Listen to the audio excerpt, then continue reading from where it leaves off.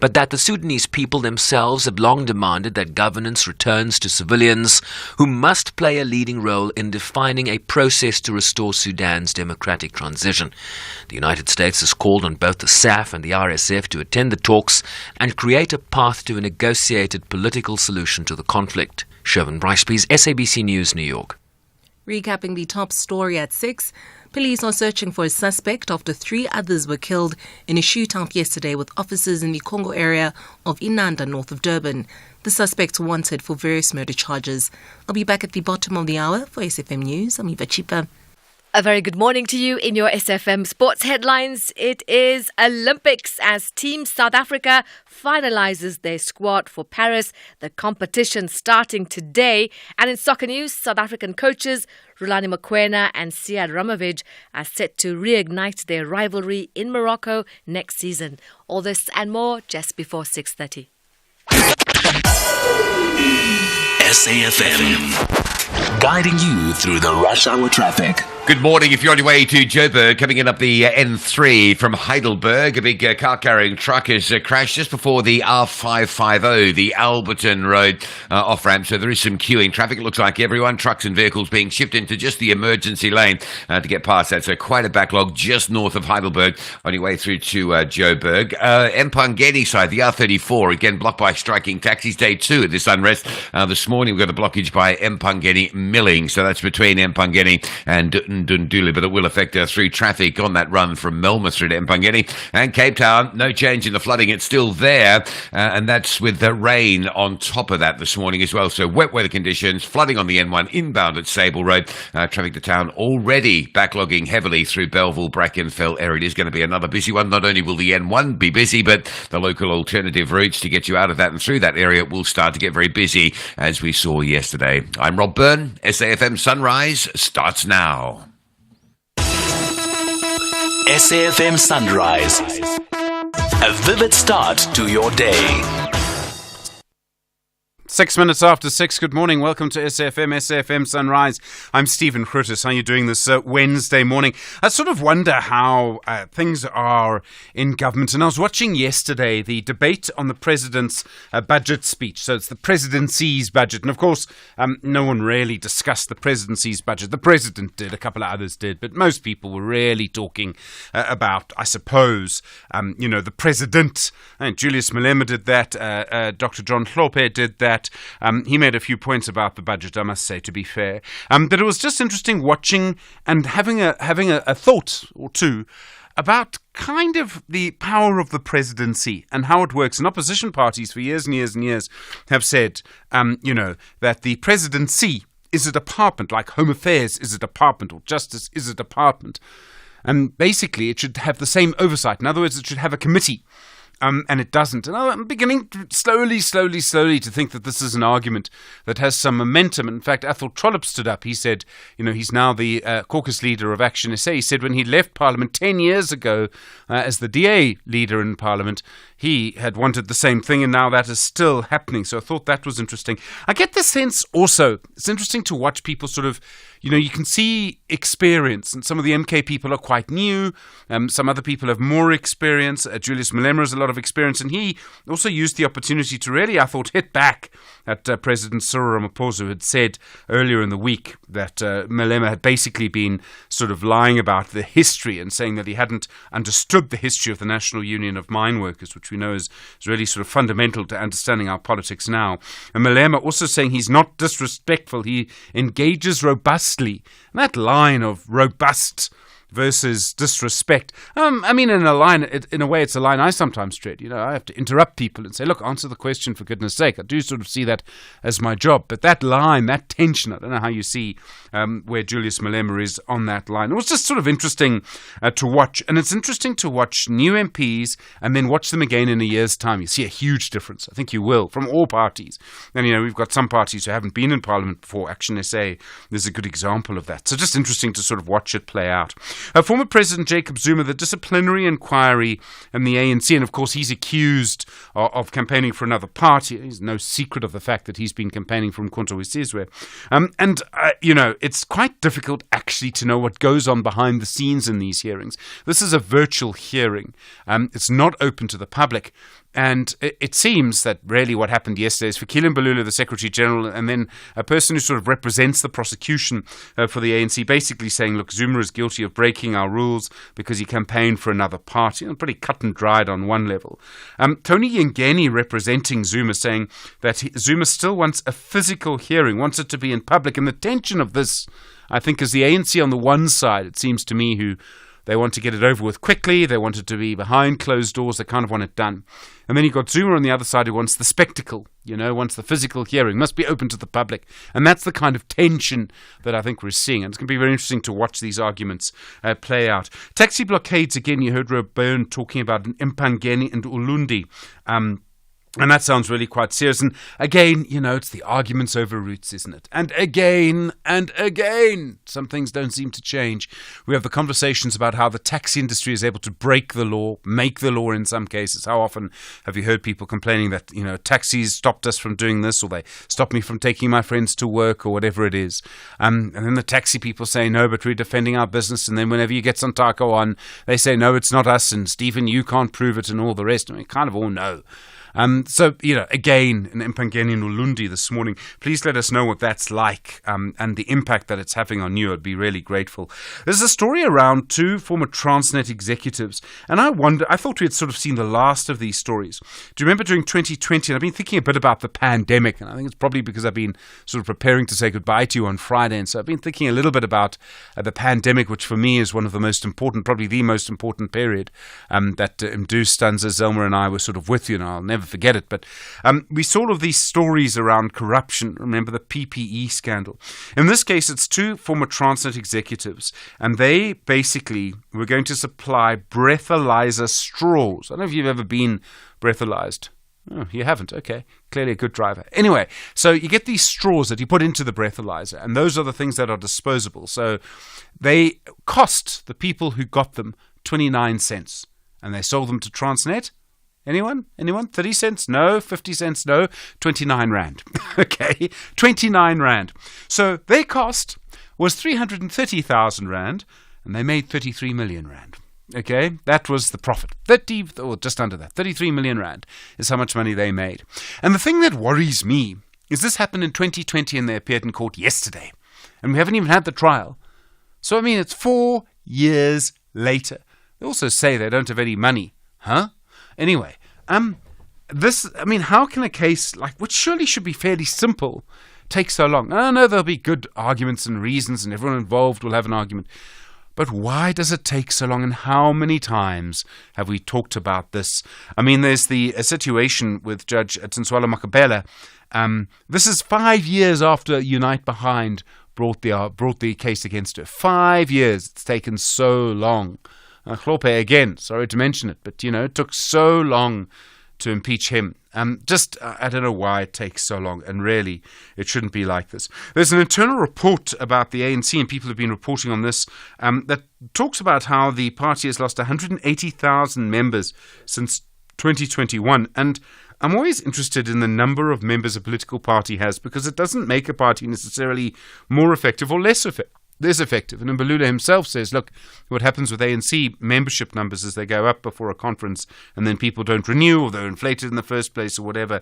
There's certainly something there. The story around Joburg has been interesting. And it's been one of the big stories of the week, because we've presumed that Kabelo Gwamanda, we've been told, will resign. That's what the ANC has said. And we spoke to the ANC on this yesterday. Ghanif Hendricks has told Business Day, he's the leader of El Jamaa.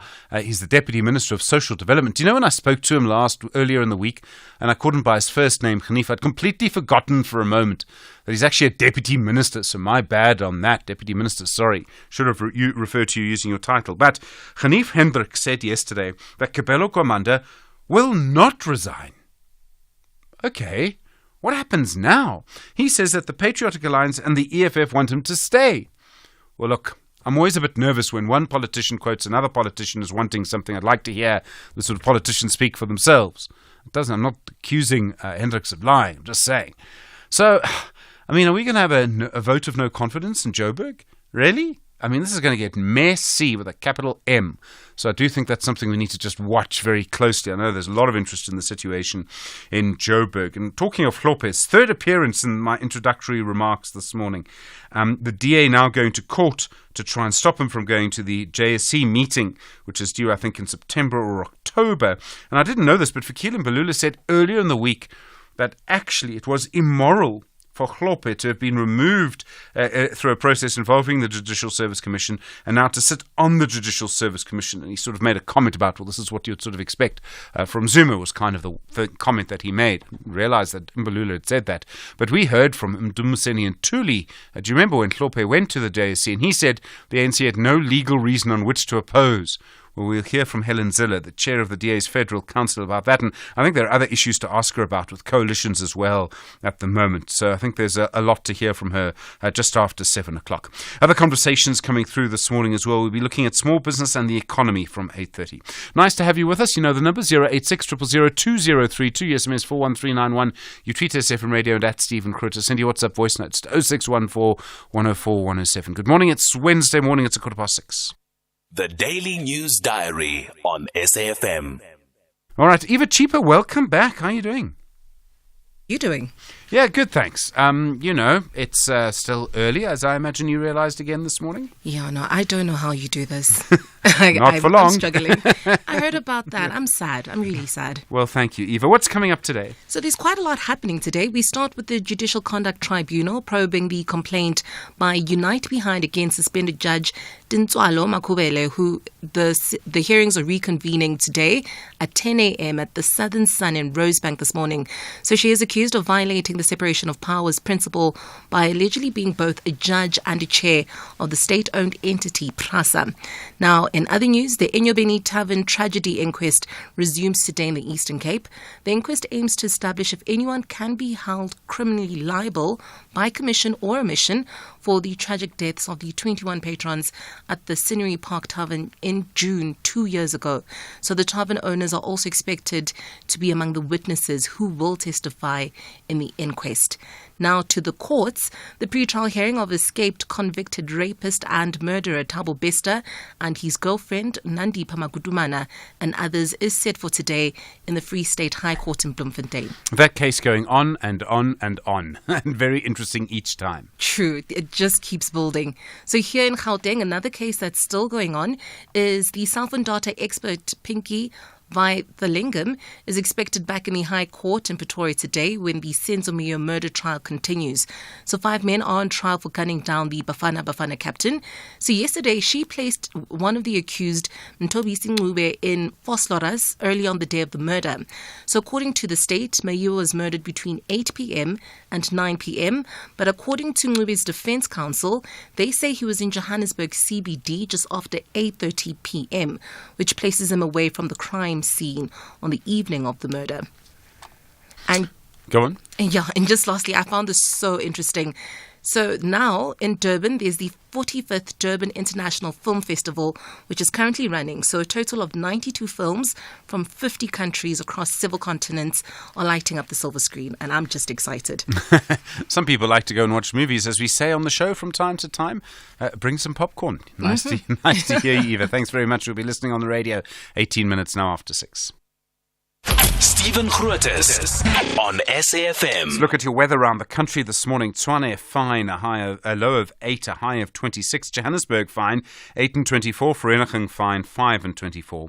Bombela fine, 11 and 28. Polokwane fine, 9 and 26. Mahakeng fine, 4 and 23. Vryburg fine, 1 and 23. Mangaung fine, -3 and 19. Kimberley fine, 2 and 19. Uppington fine, 4 and 18. Cape Town cloudy, isolated light showers, rain until midday, a light and variable wind, 11 and 15. George partly cloudy, isolated light showers and rain, a moderate to fresh westerly wind, 8 and 15. Gqeberha partly cloudy at times, isolated light showers and rain, a fresh to strong southwesterly wind, 11 and 19. East London partly cloudy, a fresh to strong southwesterly, 12 and 20. eThekwini fine, becoming partly cloudy in the afternoon, isolated light showers and rain, a light northwesterly wind, 13 and 22. Richards Bay partly cloudy, isolated light afternoon showers and rain, isolated Isolated showers and rain later. Light northwesterly winds 17 and 23. And Peter Maritzburg today. Morning fog, otherwise fine, becoming partly cloudy in the afternoon, 8 and 22. Chomi, I just hope I get auto-assess this year so I can just accept. You're so lazy. Remember, not everyone gets the auto-assessment notice. I know, but I'm ready. I've got my e-filing password sorted, I've updated my details, and my IRP5 is ready. Make tax matters priority by updating your personal and banking details and expect your auto-assessment notice from 1 to 14 July. If you disagree with your auto-assessment, file your return via e-filing. If you don't receive a notice, visit e-filing to submit your tax return from 15 July 2024. Visit sars.gov.za for more information. Your tax matters. SARS, at your service. Every year, 30,000 missionaries are called to serve the Church of Jesus Christ of Latter-day Saints across the globe, the largest full-time missionary force of any church. Most are under 25 and away from home for up to 2 years, and the biggest training center in Europe is located in Chorley, Lancashire. The Mormons Are Coming follows the journey of 3 young missionaries through the first few months of training and work in the field, which can make or break them. Tune into The Mormons Are Coming, Thursdays at 10 p.m. Channel your best dockies with BBC Primetime, only on S3. Open up.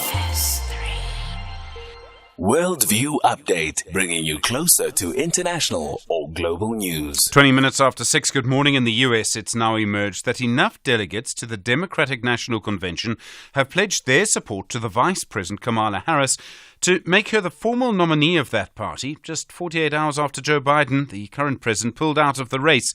She's not the nominee yet, of course. The convention still has to happen. She's also received over $100 million in donations from 1.1 million people. In other words, she's received a huge amount of money from smaller donors.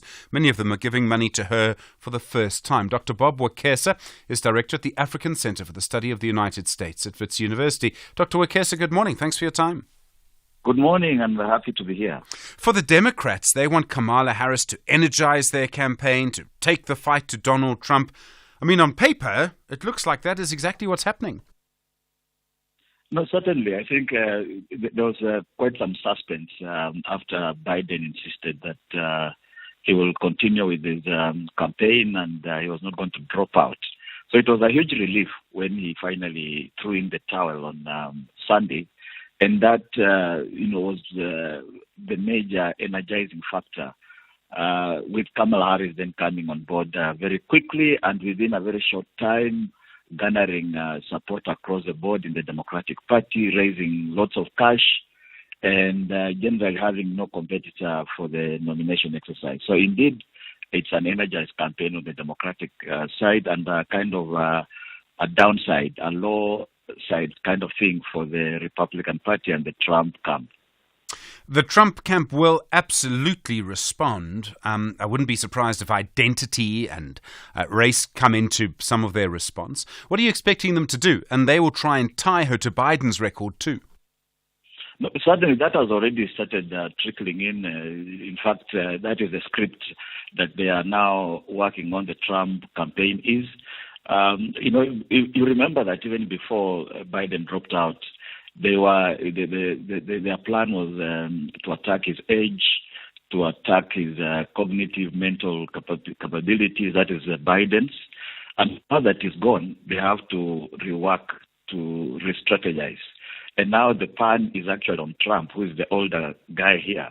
And that is one shift on their part. They didn't seem to have prepared sufficiently for Biden dropping out, which is why they're scrambling to now cast Kamala Harris as a black woman who looks to gain from diversity, equity, and inclusion, affirmative action against incompetence. These are major issues. They accuse her of being an angry kind of candidate or politician, that she's unprepared, that she's been weak on the southern border migration issues, and that basically, America is not quite ready for a woman president. So it's sexism, racial card, issues of, alleged incompetence, that I think they are looking to message their base. I've been interested in watching this debate, and obviously, as you say, there was a lot of pressure on Biden to pull out, and people talking about the sort of re-energized Democratic campaign with Harris taking over. We saw the Republican convention last week, which was sort of 4 or 5 days of prime time television for the Republicans, and that's kind of the way things work. But are there any voters left in the middle ground of US politics? What I'm trying to get to is, does it really matter if it's Biden or if it's Harris? The real question of American politics is whether or not you support Donald Trump. So does it matter if the candidate changes, or is this all about turnout? Okay, it's both issues and even perhaps a few more. One is that quite a number of Democrats from the polling and analysis that we are seeing were that they'd rather not vote. So turnout on the Democratic Party was going to be low because they didn't want to support Biden, neither did they want to go with Trump. So a lot on voter turnout will have hurt the interests of the Democratic Party. Secondly, I think there are some who are kind of center of the political divide who are now shifting towards Trump, seeing that he will be a better bet compared to Biden, who was almost set to lose for certain. So I think this might start shifting again towards the left, towards the Democratic Party end of things, seeing as Harris is up to it, at least mentally speaking, seeing as, there will be a lot of women voter turnout, particularly latching on the idea that the Republican Party is not good for women on issues of reproductive sex, abortion issues, and so forth. So I think there's a likelihood that there is might be not a groundswell of voters, but those who are in the middle who might now start shifting towards the Democratic Party. The debate between Biden and Trump was the turning point in this. It was then that we really saw the cause coming for Biden to go. As I understand it, there will be one more debate, so that'll be Harris versus Trump now. Could that be another turning point? Certainly, things have turned pretty fast. Within a week, we saw the Republican Party convention, the attempted assassination. A week later, we see the dropping out of Biden and the coming in of an energized Harris. I think the next major event will be, of course, confirmation of Harris, which will remove any hurdles and, get a vice president on the Democratic Party side of things. And then, of course, the debate in September. I think now, this time around, the bet is that Harris will be a more fast thinker, coherent rather than flip-flopping, kind of pushing, Trump in a manner that Biden couldn't.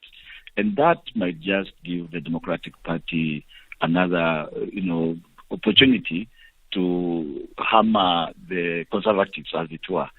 So we'll wait to see. I think the card that Trump is likely to use on Harris, of course, as we mentioned, is sexism, attacking racial positions, but also using coarse language, as he often does, rather. Yeah. Dr. Bob Wekesa, thanks very much indeed, Director at the African Centre for the Study of the United States at Wits University. Appreciate the time. 27 after 6. This is SAFM Sport with Zai Khan. Zai, good morning. Good morning. So, the Paris Olympics, our team is finalised. Absolutely. Excitement palpable. Team South Africa set for action today with rugby sevens at the iconic Stade de France. We have the Blitzbokke. They'll take on Ireland at 5:30 this afternoon, and then New Zealand at 9:30 tonight. So our squad boasting 138 athletes in 19 sports, including stars like Chad Leclos in aquatics and Wade van Niekerk in athletics, with a blend of experienced Olympians and promising newcomers. We're hoping to bring home some medals and make the nation proud. You can catch the action live on SABC Sport. In the meantime, USA women's gymnastics team coach Chelsea Memel says the Paris Olympics will be redemption for Simone Biles 3 years after the 7-time Olympic medalist pulled out of the multiple finals at the 2020 Games to protect her mental health and safety. Speaking in Paris ahead of the start of the gymnastic event on the 28th of July, Memel says Biles is in a good place. Simone has been doing great. She's been solid in training since Katie, Texas. She seems to be in a really good place, and she's been a great leader for this team. Together as a team, they're all really looking forward to the competition, and it is kind of their redemption tour, 4 of the 5, from the previous Olympic Games. So they're excited. They're all coming together for it, and Simone has been a big part of that. Meanwhile, New Zealand says it's complained to the International Olympic Committee's Integrity Unit after a drone flown over a New Zealand women's soccer team training session was found to be operated by a member of the Canadian team support staff. The defending Olympic champions Canada and New Zealand, they meet in their opening match at the Olympics tournament tomorrow. The drone incident occurred earlier this week.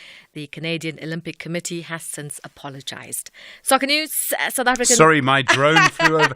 We're sorry. We didn't mean it. I mean, really? Reconnaissance missions. Honestly, gosh.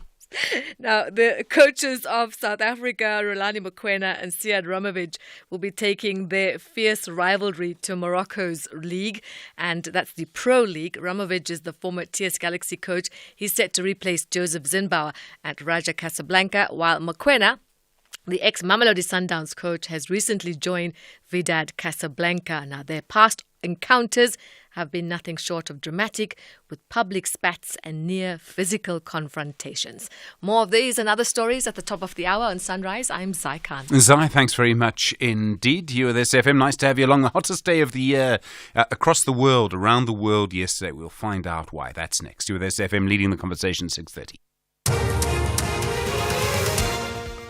Thanks, Stephen. In news making headlines for this hour, the Mpumalanga Premier Mandla Ndlovu has welcomed the seizure of assets and properties linked to 22 senior government officials, service providers and entities allegedly involved in corruption in the Provincial Public Works Department. The Asset Forfeiture Unit, the Hawks, and the Special Investigating Unit seized assets and properties valued at over 52 million rand in Mpumalanga, the Western Cape, Gauteng and the Northwest. In other news, police are searching for a suspect after 3 others were killed in a shootout yesterday with officers in the Congo area of Inanda, north of Durban. These suspects were wanted for various murder charges. And lastly, the Gauteng Education Department says investigations are underway into the death of a grade 7 learner who fell from the second floor balcony at Laerskool Mayville in Pretoria. I'll be back at 7 with more on these and other stories. For SFM News, I'm Eva Chipa. SAFM, guiding you through the rush hour traffic. Good morning. Quite a heavy backlog north of the Heidelberg area this morning. If you're driving up into Joburg, it's a car-carrying truck that's got itself in trouble just before you get to the 550, the Alberton Road exit. Just the emergency lane open and quite a heavy backlog working through there. Day 2 of some taxi-related protest and strike action just north of Mpangeni. This is near Mpangeni Milling. There is some traffic pressure there. If you're moving between Melmoth and Dundulu side and Mpangeni in either direction, expect a morning of, disruptions there. And Cape Town, it's wet. It's raining today, and that's on top of the flooding issue on the N1 inbound, which is still with us since last Friday. So lanes are underwater on the N1 inbound and outbound near Sable Road in front of Canal Walk. It's the inbound that we're concerned with this morning. Outbound will flow okay, but inbound is already backlogging to Durban Road at Belleville, and we can see traffic just starting to backlog on those alternative routes as well. As will be complicated this morning because of the generally wet weather conditions. N2 coming into Cape Town is pretty heavy as well through the rain from Khayelitsha all the way through to Mowbray Main Road. And just an idea, or further idea, an indication of how busy and slow it is around Cape Town. The M5 is already under pressure from Ottery all the way through to Maitland. Looks like being a busy morning. Make sure you've got plenty of time to get through and get through safely. Rob Byrne, SAFM Traffic. The business update on SAFM. Ntao Leng, good morning. How are you doing? Morning, Stephen. I'm doing well, thanks, and I hope you're good. Oh, good. How are the markets? Starting off in the US, those markets taking a turn, closing in the red yesterday with investors awaiting tech earnings. Now, both Alphabet and Tesla released results after markets closed. We'll only see the impact those numbers have on markets today. In Asia, those stocks tracking Wall Street, trading mostly in negative territory. Traders on that end remain uncertain about the outlook for markets following recent volatility. They also remain reluctant to make any significant moves ahead of of the release of US GDP and inflation data later in the week. Local investors are also awaiting inflation figures, with the South African consumer prices print for June out later today. Ahead of that print, we saw the JSE trade mostly in the green, with the all-share closing almost 0.3% higher. On the currency front, some weakness coming through, with the rand trading above the 18.30 mark on the back of a stronger dollar. It's currently sitting at 18.41 to the greenback. And then upbeat advertising spend in cloud services boosting Alphabet's earnings. Yep. Now, Google's parent company, Alphabet, has delivered strong second quarter earnings, topping analyst expectations. This, of course, was driven by a rise in digital advertising sales and healthy demand for its cloud computing services. On the advertising side, the group noted that events like the upcoming Paris Olympics and elections across the world boosted those sales. And then on the cloud services side, we saw a strong adoption of AI boosting that business. Now, this resulted in a 14% rise in revenue and a near 30% jump in its net income. Despite the upbeat numbers, investors were spooked by how high Alphabet's capital expenditure was, which sat at $13 billion during the period. This is mainly due to its spend on the rollout of AI offerings and comes as investors continue to bet and pour billions into that technology. And then price cuts are putting pressure on Tesla's profits. So Tesla's profit margins are taking strain. The group's second quarter earnings almost halved as it dealt with discounts and price cuts. The electric vehicle maker has been dealing with heightened competition from Chinese EV car makers who produce and sell cars at a cheaper price when compared to Tesla. And so this has forced Tesla to lower the prices for its car. Now, the company's exec, Elon Musk, doesn't seem concerned about this, saying it's just a short-term issue. In the meantime, the group is making way with its self-driving cars. Tesla is heavily investing in tech used to build robo-taxis and AI. Now, Musk said he would be very surprised if Tesla doesn't have fully autonomous self-driving cars by 2025. He also expects Tesla to have thousands of its Optimus robots working in the company's factories next year before they start selling them for use outside the company. So interesting times ahead for Tesla, Stephen. It looks like it. Intaleng, thank you. Intaleng Lachela, back for you in an hour's time. Africa Update on SAFM Sunrise, a continental overview of current African affairs. Russ Advocate Sipho Mantula, good morning. Ugandan security forces, they detained dozens of young people last night. Why? Stephen, remember yesterday we did give the report that there was a protest in Uganda against corruption by the human rights group called Chapter 4. Now, at least 45 people were arrested yesterday by the security personnel. Now, the charges that have been leveled against these young people are around common nuisance and also for being idle and disorderly, according to the charge sheet that has been seen by some media houses. And this has been a crisis, Stephen, in Uganda in terms of Museveni trying to tackle corruption. But yesterday's march was all about corruption. But you could see that there was no that mood that we see in Kenya. But Uganda, it is still on this protest around corruption in the government state.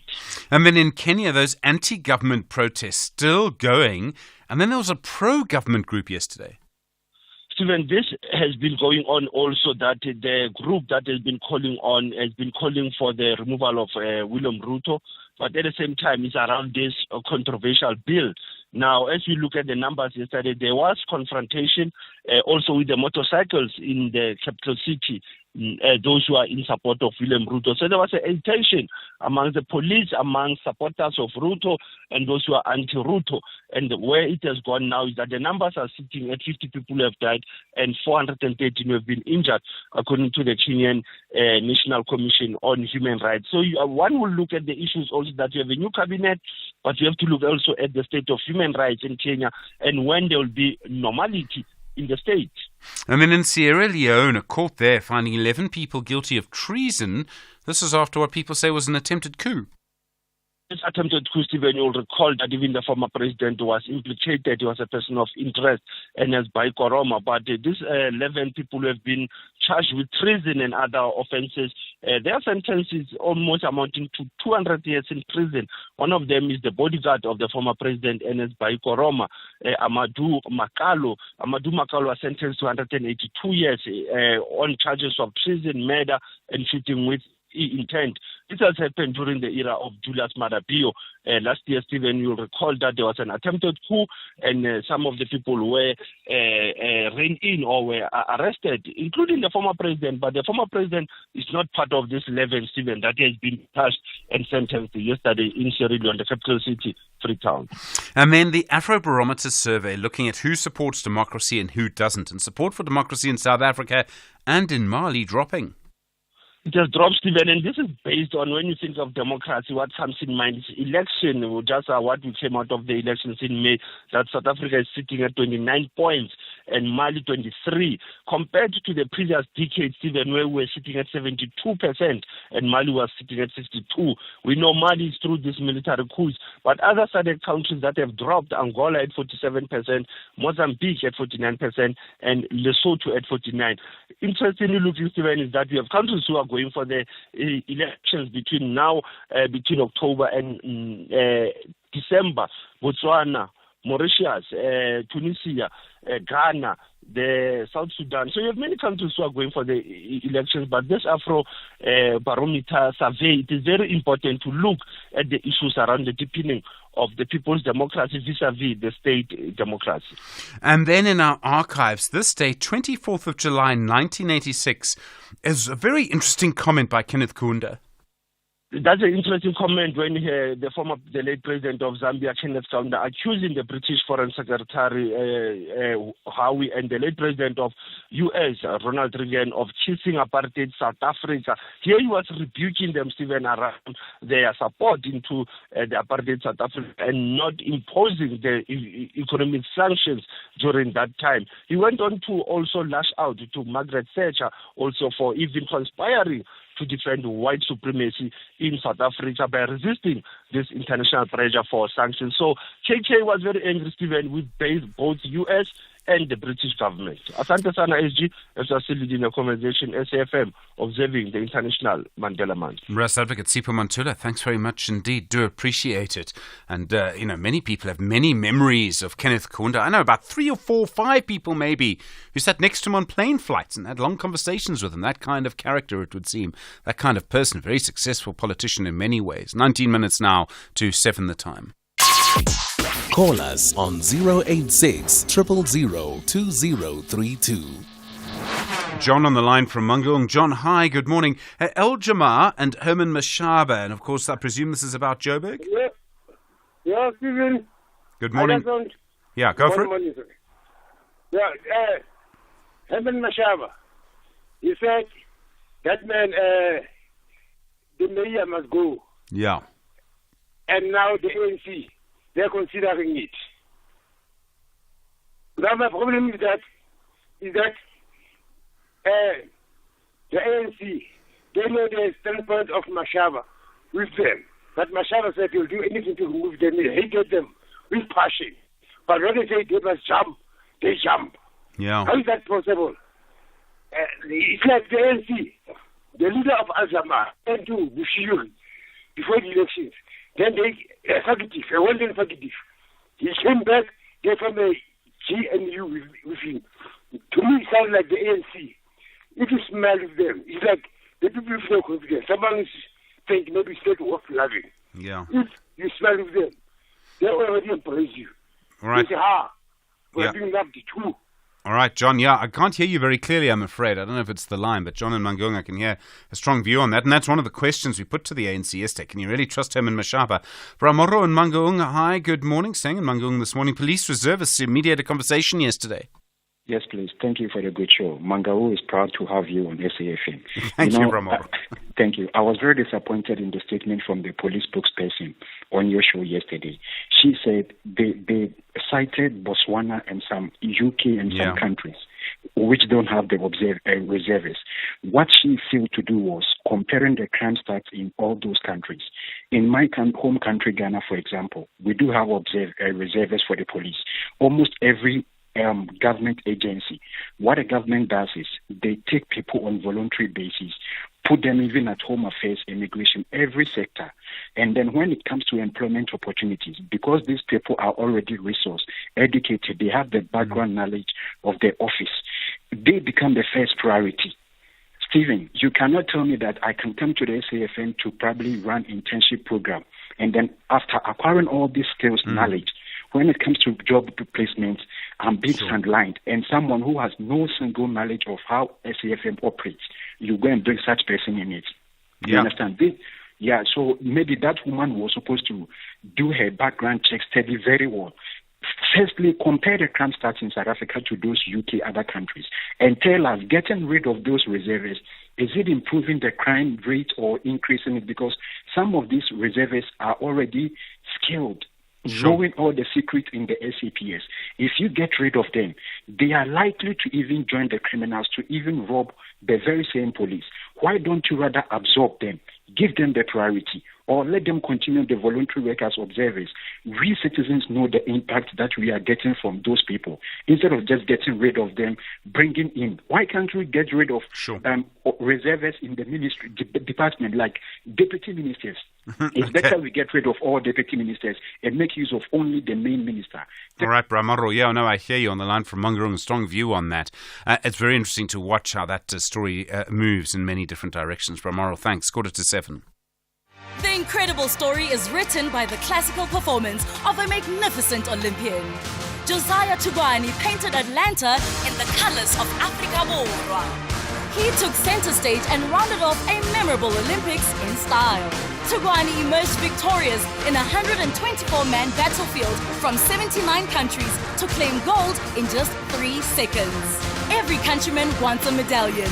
Ezekiel Sibeng delivered silver in the men's 800 meters. Marianne Kriel joined the podium with a collection of bronze in the women's 100-meter backstroke. Magical moments of the Olympics. Brought to you by SABC Sport, proud broadcaster of the Olympic Games Paris 2024. For the love of the game. Yeah, we can do this. It's been a long time coming. This deserves to grow. It's a great business. If they don't like it, someone else will. And fund me so I can expand. Maybe I can offer them shares. I need to retain equity for staff. It's going to be good for recruitment. Yeah. Possible begins with that one great idea. When Telkom enables entrepreneurs to make their ingenuity a reality, we grow local economies. Telkom. Possible begins here. S3 is bringing you the best in Indian cinema every Sunday at 2 p.m. Laugh, dance, get drawn into the drama, revved up with the action, and maybe, just maybe, shed a little tear. Catch Gagi on the 7th of July, Selfie on the 14th, Prince on the 21st, and Laila Majnu on the 28th. It's Indian cinema like you've never seen it before. Channel your best entertainment with Indian cinema only on S3. Open up. S3. First in the morning, SAFM Sunrise with Stephen Grootes. 13 minutes to 7. Good morning. Reported in the last 24 hours that Sunday was the hottest day ever recorded of the world's global average. This is since proper records of the world's temperature were kept from the 1940s. The Copernicus Climate Change Service says the global average temperature, in other words, the temperature as recorded from various stations around the world and then put together as an average, came to 17.09 degrees Celsius.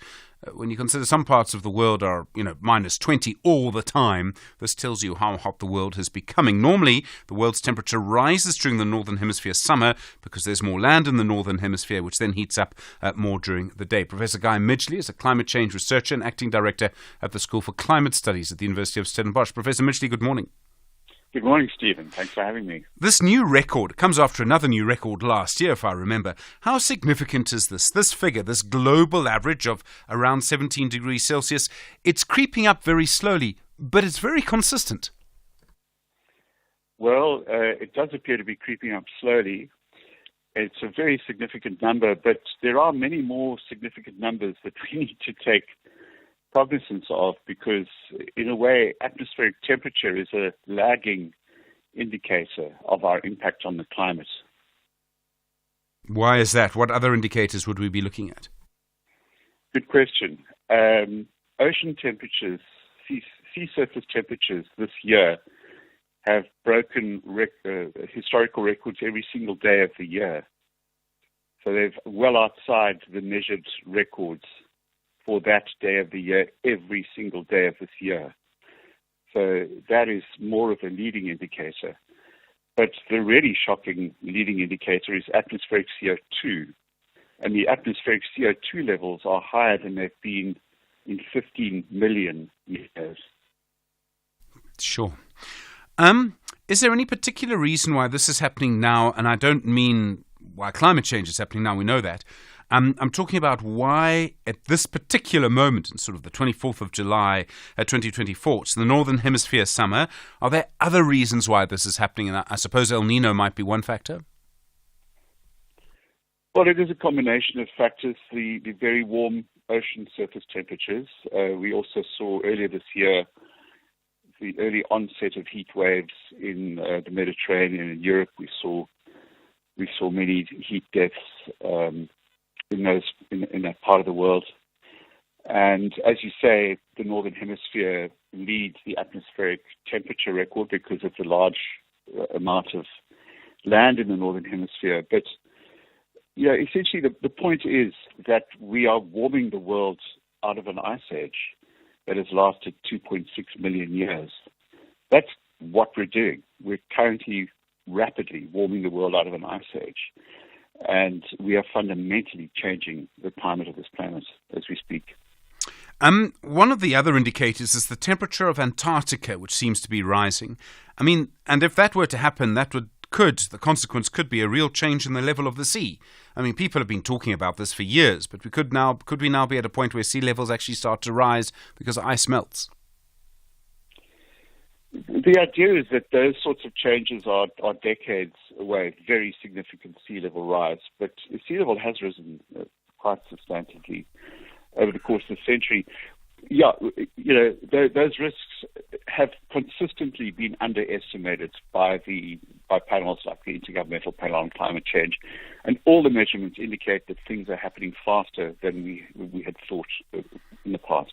Professor Guy Midgley, thank you. Climate change researcher, acting director at the School for Climate Studies at the University of Stellenbosch. In a moment, the President signing the new climate change bill into law. What are the implications of that? 9 minutes to 7.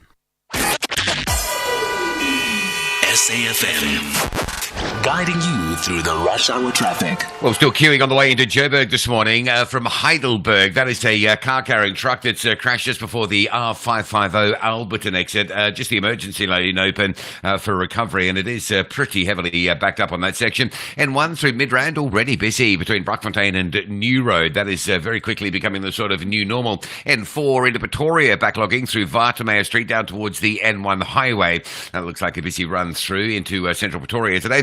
Amanzam Toti, the N2, if you're driving in from Umkamas, Umgababa, it's quite a heavy queue in the central Toti area. That is Durban bound this morning, coming in from Seadoon. It's all backed up. Cape Town, some wet weather moving into the region again this morning. So rain will be sort of on-off across the next few days. So just remember safe driving.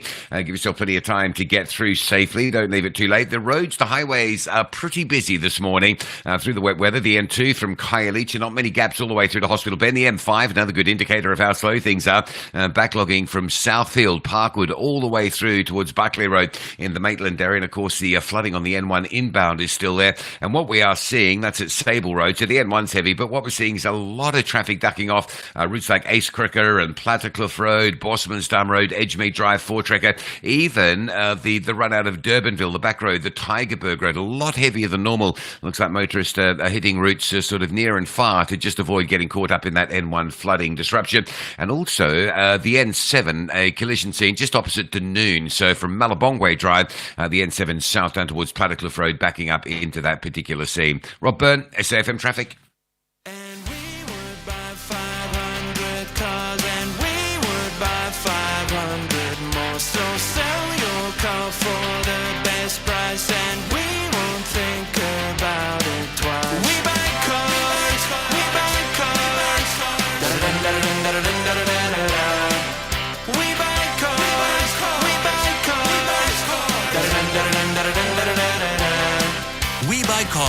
easiest way to sell your car by far.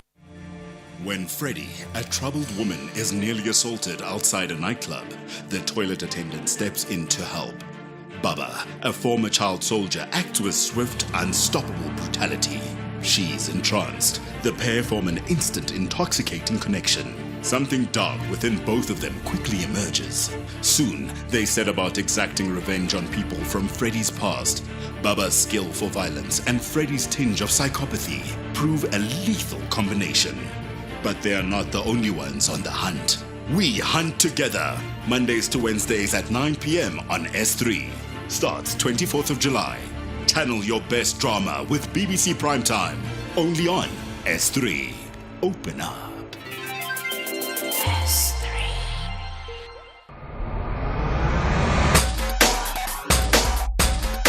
SAFM 104 to 107. Nationwide. 6 minutes to 7 the time. Good morning. President Cyril Ramaphosa has now signed the new climate change bill into law. It places certain obligations on government and on councils and municipalities to deal with climate change. But at the heart of the issue, perhaps, is will it cost government and municipalities more money or not? Brandon Abdenor is the acting head of pollution and climate change programs at the Centre for Environmental Rights. Brandon, good morning. Good morning, Stephen, and good morning to the listeners. What does this law change? What does it make government do? Well, there are a number of different fields. So the one is around climate change mitigation or reducing our greenhouse gas emissions. So government is now going to have to allocate carbon budgets to large emitters, mostly companies, as well as establish sectoral emissions targets. So that's really dividing up the remaining carbon space between different sectors such as energy, human settlements, agriculture, etc. Secondly, it deals with adaptation, so it puts obligations on all three tiers of government, as well as different sector departments to assess risks and vulnerabilities and then come up with response plans. So that really formalizes this practice of looking ahead to see what impacts are coming and putting the necessary measures in place. And then finally, all organs of state that exercise any function that is impacted by climate change, and realistically that's pretty much all of them, need to harmonize their policies, programs, laws, decisions to line up with the principles and objects of this new Climate Change Act. Okay, I mean, if you look at our contribution to global warming, I'm presuming, Brandon, you're the expert, not me, but the two biggest contributors are probably Sasol, but particularly Eskom. I'm talking about the coal-fired power stations. Does this law change their status at all? It will. They're going to have to look at how they conduct business and embark on the decarbonisation journey just like the rest of us. So they will be allocated carbon budgets. And those are progressive targets that get ever tighter. So there needs to be this greenhouse gas emissions reduction. So they're going to have to look at how they do what they do in such a manner that allows them to reduce those emissions and decarbonize. And in the case of Eskom, for example, the very obvious binary on the table, if you like, is going the renewable energy and storage route and phasing out the coal as quickly as possible. We've seen, so there are current laws on the books, for example, around what, just to continue the example of Eskom, what Eskom can pump into the air and what it can't. I think it was Medupi and Mpumalanga that had problems with the coal stack, etc., etc., etc. In the end, there was a law that said Eskom can't do this. But the Environmental Affairs Minister at the time, Barbara Creasy, and I think she was under a lot of pressure to do this, very difficult position, granted an exemption to Eskom so that it could do this. I mean, without that, we might have had a lot more load shedding than we did. Can the new laws also be weakened through exemptions, is really my question. They can, and unfortunately we're seeing that on a big scale happening with the sort of air pollution laws, the minimum emission standards. But in this case where we have these carbon budgets that get allocated, there is provision in the Act for those to be reviewed. And unfortunately it's one of the provisions in the Act where the transparency is not as strong as we would have liked to see it and as it is in certain other areas. So those could be reviewed. You could have a situation where an emitter goes to the minister and says, look, we can't cope, we're going to lose too much money, or whatever the case is. And then those budgets get either an exemption gets granted or sort of weaker standards get applied. So the political will behind implementing the Act remains of paramount importance. I realise that just on paper, having a law gives you something more to litigate on, so it strengthens your position in a way. But do you believe this new law, the fact it is now actually law, is going to change anything? Do you think on the ground we're going to see a real difference? I do. I mean, there's actually so much that's gone on already. Greenhouse gases were declared a priority pollutant some years ago, and we've seen companies that are now having to report on those. So that sort of obligation is strengthened. So these mechanisms are there. I mean, in extreme cases where one needs to go and litigate, but at the end of the day, there are people within those organizations and within the state that actually work towards these frameworks. So time will tell, but at least the tool is now there, the obligations are now spelled out, and we can hopefully start to compel urgent climate response. Brandon Abdenal, thank you, Acting Head of the Pollution and Climate Change Programs, the Centre for Environmental Rights. That law coming into force, being signed into law yesterday.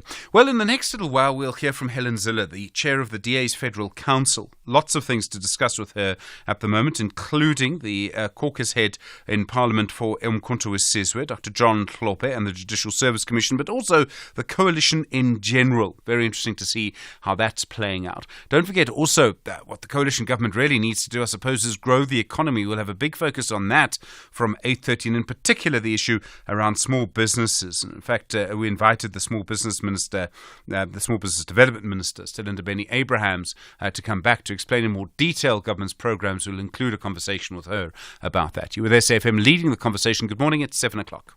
Outsurance will go out of their way to try and save you money on your car insurance. If they can't, ask for 500 Rand. SMS out to 30754. Now that's good news.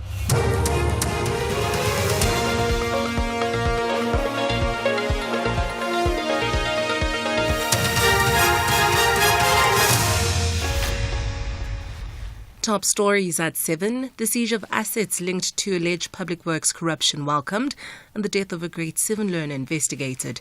Good morning, I'm Eva Chipa. The Mpumalanga Premier, Mandla Ndlovu, has welcomed the siege of assets and properties linked to 22 senior government officials, service providers and entities allegedly involved in corruption in the Provincial Public Works Department. The Asset Forfeiture Unit, the Hawks, and the Special Investigating Unit seized assets and properties valued at over 52 million rand in Mpumalanga, the Western Cape, Gauteng and Northwest. Government officials are alleged to have awarded multi-million rand COVID personal protection equipment, which was the tenders, to suppliers who do not deliver any product. It is further alleged that the suppliers paid substantial kickbacks to the officials and their family members. Police are searching for a suspect after 3 others were killed in a shootout yesterday with officers in the Congo area of Inanda, north of Durban. The suspects were wanted for various murder charges. The KZN police spokesperson, Robert Nichunda, says officers acted on intelligence when they pounced on the suspects at a house. After the shootout, 3 suspects were found to have sustained fatal gunshot wounds and were declared dead at the scene. One suspect narrowly escaped arrest and ran into the darkness. A manhunt for him is currently underway. The suspects were positively linked to the murder of a police sergeant who was a member of the Kwamashu tracking team. He was disarmed and fatally shot with his service pistol in June 2023. Other murders include a double murder in Inanda in January this year, as well as another 2 murder cases which were registered at Inanda in 2021 and 2023. The Gauteng Education Department says investigations are underway into the death of a grade 7 learner who fell from the 2nd floor balcony at Laerskool Mayville in Pretoria. The department spokesperson, Steve Mabona, says the incident happened on Thursday last week. He says the learner was airlifted to the Mill Park Hospital in Johannesburg, where she succumbed to her injuries. We have since launched our own investigation into the circumstances surrounding the death of this learner, or rather the incident. We have sent our psycho support team to the school to support the school community. We conveyed our condolences to the family and the entire school community.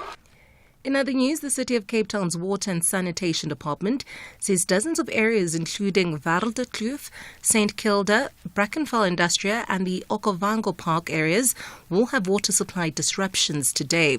It says several areas including the Blackheath Industrial and some parts of Clement will also experience water outages this week, with other areas to have water outages tomorrow as well.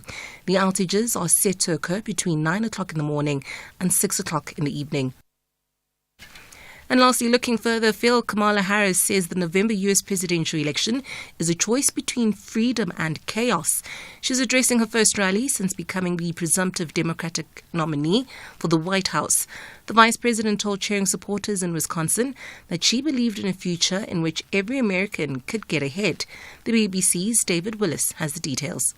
This was a punchy, enthusiastic and uplifting speech by a candidate who has moved swiftly to galvanise the support of her party and inject fresh hope into what had been a faltering Democratic presidential campaign. It followed news that within the space of around 32 hours, Kamala Harris had secured the support of sufficient state delegates to guarantee her party's presidential nomination and attracted more than $100 million in donations for her campaign, much of it apparently coming from first-time donors. Recapping the top story at 7, the Mpumalanga Premier Mandla Ndlovu has welcomed the seizure of assets and properties linked to 22 senior government officials, service providers and entities allegedly involved in corruption in the Provincial Public Works Department. I'll be back at the bottom of the hour. For SFM News, I'm Eva Chipa. Those were the top stories for this hour. Don't miss out on a possible car insurance saving. SMS out to 30754 for a quote. Outsurance, where you always get something out. You heard it here. Outsurance is the best insurance company in South Africa. Outsurance has consistently had the best ombudsman for short-term insurance results for the past 11 years and awarded Best Short-Term Insurer by News24 for the past 2 years. They're simply the best. So why would you want to be with anyone else? SMS out to 30754. That's out to 30754 or visit outsurance.co.za for a 10-minute quote that could save you thousands. License insurer and FSP, TCs and information online. A very good morning to you. In your SFM Sports headlines, rugby action. The Blitzbokke are ready to battle Ireland and New Zealand at the Paris Olympics today. And soccer, South African coaches Rulani Mokoena and Siad Ramovic will be taking their fierce rivalry to Morocco's Pro League. All these stories and more just before 7:30. SAFM, guiding you through the rush hour traffic. Bit of traffic pressure in from the Ekurhuleni side towards Galile's N12 and R24 route just starting to backlog. And if you come from North Riding into Malabongwe or along Malabongwe into Randburg, there's quite a bit of pressure between President Fushia Drive Junction and Stratham Park. So the run through the highway is quite busy. That's likely to have an impact holding you up on the N1 highway exiting onto Malabongwe for a turn into the Randburg area. Durban's N2 queuing heavily on your way to Durban this morning at Amansam Toti. There's a really big backlog coming through from Doonside, Sea Dune area into the central Toti area. Cape Town, everything on a go slow on account of the weather conditions. The N2, here's a good example, is backlogging from Khayelitsha all the way through, no gaps in that traffic this morning, all the way through to Hospital Bend. The M5, another good example, it's standing from Parkwood, Southfield area, all the way through to sort of Coburg interchange effectively. And you've got a combination of flooding on the N1 plus some big volume. So the N1 inbound stays busy, heavy from Durban Road at Belleville through that flooding at Sable Road. And then it's all jammed up all the way through to the city centre. Cape Town's getting rain, everything, high volumes, go slow traffic, everything on a go slow this morning. Rob Byrne, SAFM Traffic. SAFM Sunrise. A vivid start to your day. Good morning, 7 minutes after 7, you with SAFM Sunrise. I'm Stephen Grootes. Glad to have you with us this morning. Well, in a few moments, Helen Ziller, the chair of the DA's Federal Council, a lot to talk to her about really the question, I suppose, of Dr. John Hlophe and the Judicial Service Commission, but there are other issues about the coalition that I think are interesting at the moment. Also, trying to get to the question of the rise of Umkhonto weSizwe, and we'll speak to a columnist about this. We'll speak to Bekasisa Mncube, who's been looking at this, how it happened happened, why it happened, what this tells us about the country. And I think this is, one of the most important things we can sort of do in South Africa is, if you come from one sector of a society, is to try and understand another sector of society. And when people say, why did so many people vote for MK? That's really what's happening. It shows you the differences in our society. We need to try and sort of understand those differences and reduce those differences if we can. I think that's sort of the point of the conversation, if you like. The number 086 000 2032. Your view on all of it. It's talking about Joburg, still big stories there. Ghanif Hendricks, the leader of El Jama, Deputy Minister in the government, he says that Kabelo Gwamanda will not resign. I thought that was a very interesting comment. Conversations too, of course, about Zuma and the ANC and that disciplinary hearing. Good morning. Nice to have you along. It's 8 minutes after 7. Explore the family drama and legacy of one of the most powerful royal families in South Africa, the Mukwebos. This is Mubango, 30 Years of Democracy, Season 1 and Season 2. See how it all began, from when a king suddenly dies, leaving behind 2 wives, one from a customary marriage and the other from a civil union, coming full circle to the coronation of one of his sons. Mubango Season 1 and Season 2, Monday to Friday, 9 p.m. on SABC2. You belong. Positivity draws the attention of miraculous outcomes. Henry Schoeman clinched bronze in the men's triathlon. His chances of getting his hands on a medal seemed slim at the start of the Olympic Games Rio 2016. A serious chest infection almost diminished his dreams of partaking. Luckily, he fought hard to get fit alongside a team of top medical specialists and was medically cleared just a day before his race. The 24-year-old engraved his name in the top books of bravery beyond boundaries. Henry Schoeman, the first South African to win a medal in an Olympic triathlon. Magical moments of the Olympics. Brought to you by SABC Sport, proud broadcaster of the Olympic Games Paris 2024.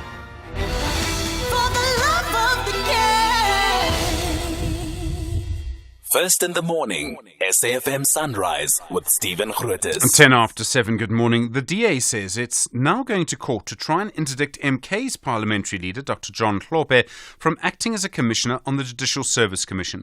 Hlophe was appointed to the JSC technically by Parliament. That's despite the fact the JSC's Judicial Conduct Tribunal found Hlophe guilty of misconduct. The full JSC then upheld that finding. That led to Hlophe being impeached as a judge and as Western Cape Judge President. The group AfriForum are also going to court, but they're going to the Constitutional Court to have Hlophe's appointment struck down. As I understand it, the DA is going to the Western Cape High Court, arguing that Hlophe should not be allowed to attend JSC meetings at the moment. They are not arguing that MK should not have a representative. They're simply saying Hlophe should not be that representative. Helen Ziller is the chair of the DA's Federal Council. Helen, good morning. Thanks for your time. Good morning, Stephen. It's a pleasure. Obviously, it's hugely problematic to have someone found guilty of misconduct by a body to now come and sit on that body. But we have heard from the ANC and some others that Hlophe is qualified to be a member of Parliament and therefore can be a parliamentary representative on the Judicial Service Commission. So then, what legal argument are you bringing to the court?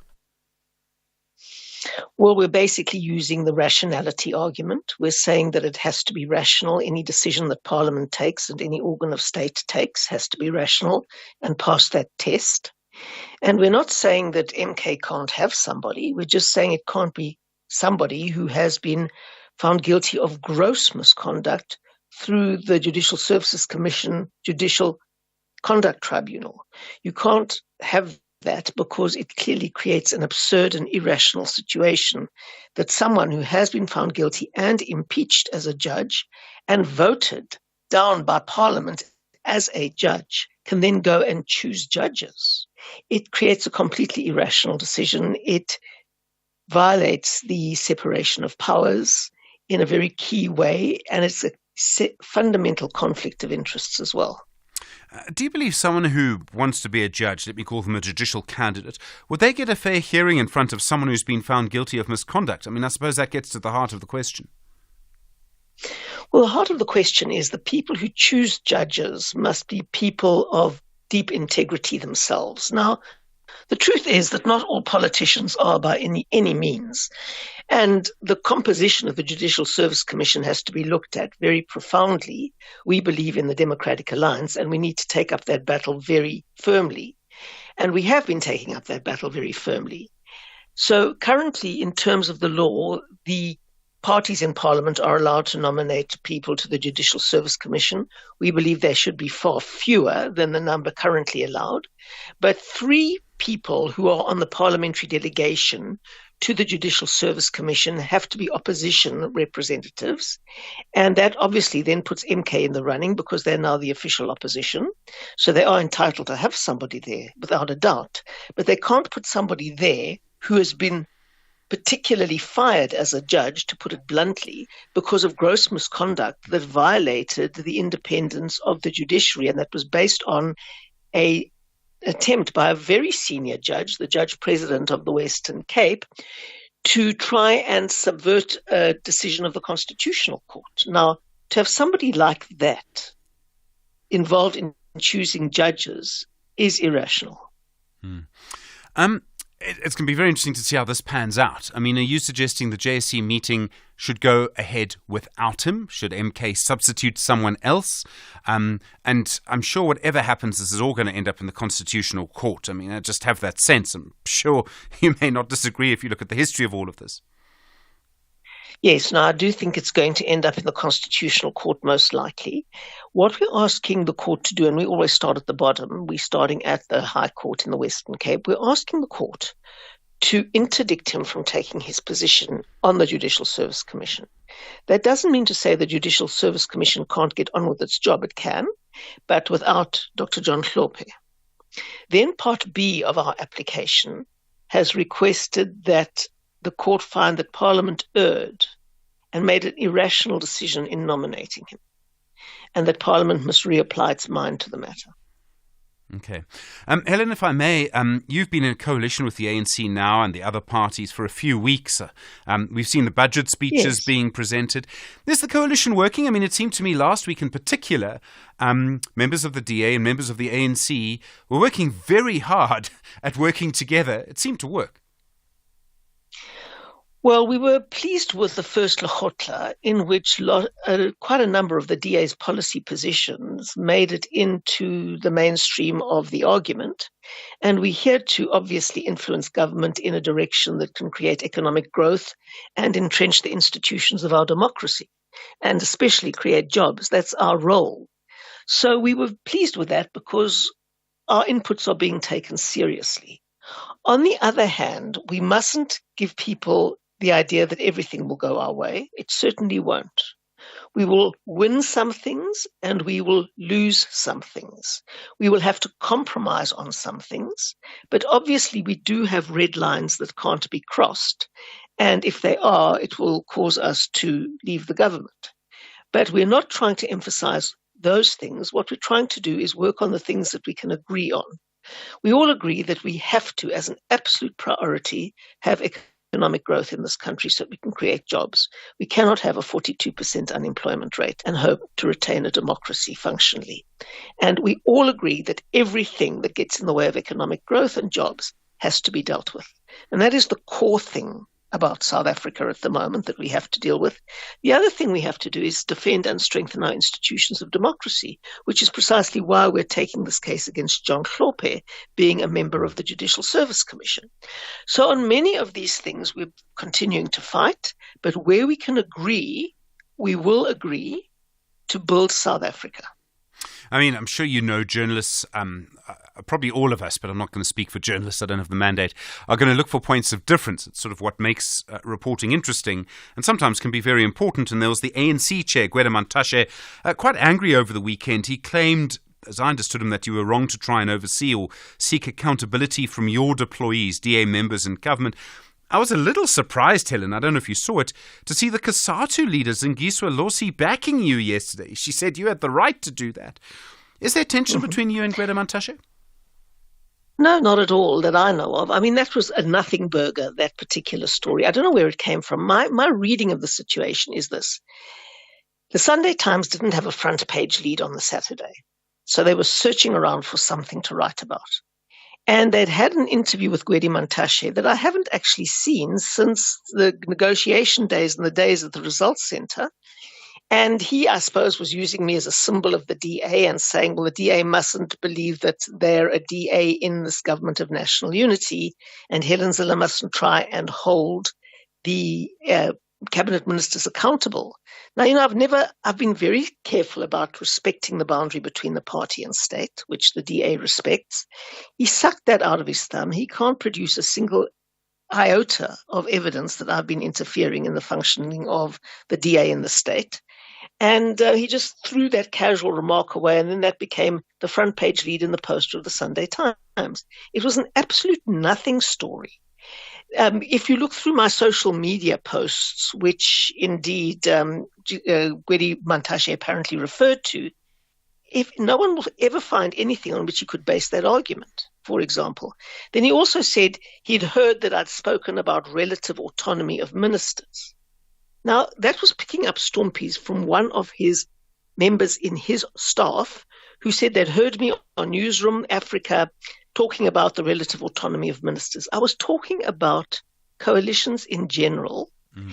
In the German system, the constitution is much more geared to coalitions, and they have a three-tier system of the powers of the chancellor, the powers of the cabinet, and the relative autonomy of ministers. I was explaining that system. So picking up stompies like that and drawing massive conclusions and making threats like that certainly doesn't make a front page lead in any newspaper that is looking at its story seriously and finding if there's any basis for it. We see the situation in Joburg and Gauteng at the moment, and it still seems to me very fluid. Gauteng is a minority administration, so it's the ANC and some other parties, but not the Democratic Alliance. In Joburg, the ANC wants to work with Action SA. Its leader, Herman Mashaba, said he got into politics to remove the ANC from power. But it seems that the Joburg ANC wants to work with Action SA rather than the Democratic Alliance. Is this a deliberate policy in some way? It seems to me this situation where you have the DA with the ANC, both in national government and KwaZulu-Natal, but not in Gauteng and Joburg, it looks a little odd. Well, if it looks a little odd, you must just ask the ANC why it doesn't want to stick to agreements. You know, we have got bottom lines in the DA. We won't be walked all over. And if a party tries to deliberately mislead us, as the ANC in Gauteng did to us, and if they try to manipulate us as a crutch or a prop to keep them in power, continuing with the Panyaza Lessufi regime, they're not going to find us amenable. One of the major differences between you and the ANC is obviously the NHI, and I can see everyone, is trying to work together in the coalition's early days, honeymoon phase, etc. Is the NHI something that can be really negotiated away? Well, the critical thing for us is choice. You cannot force people to abandon their private medical aids. Even in a country that is famous for its national health insurance system, which is Britain, people are allowed to have medical aids if they so choose. And we are insistent that that should happen in South Africa.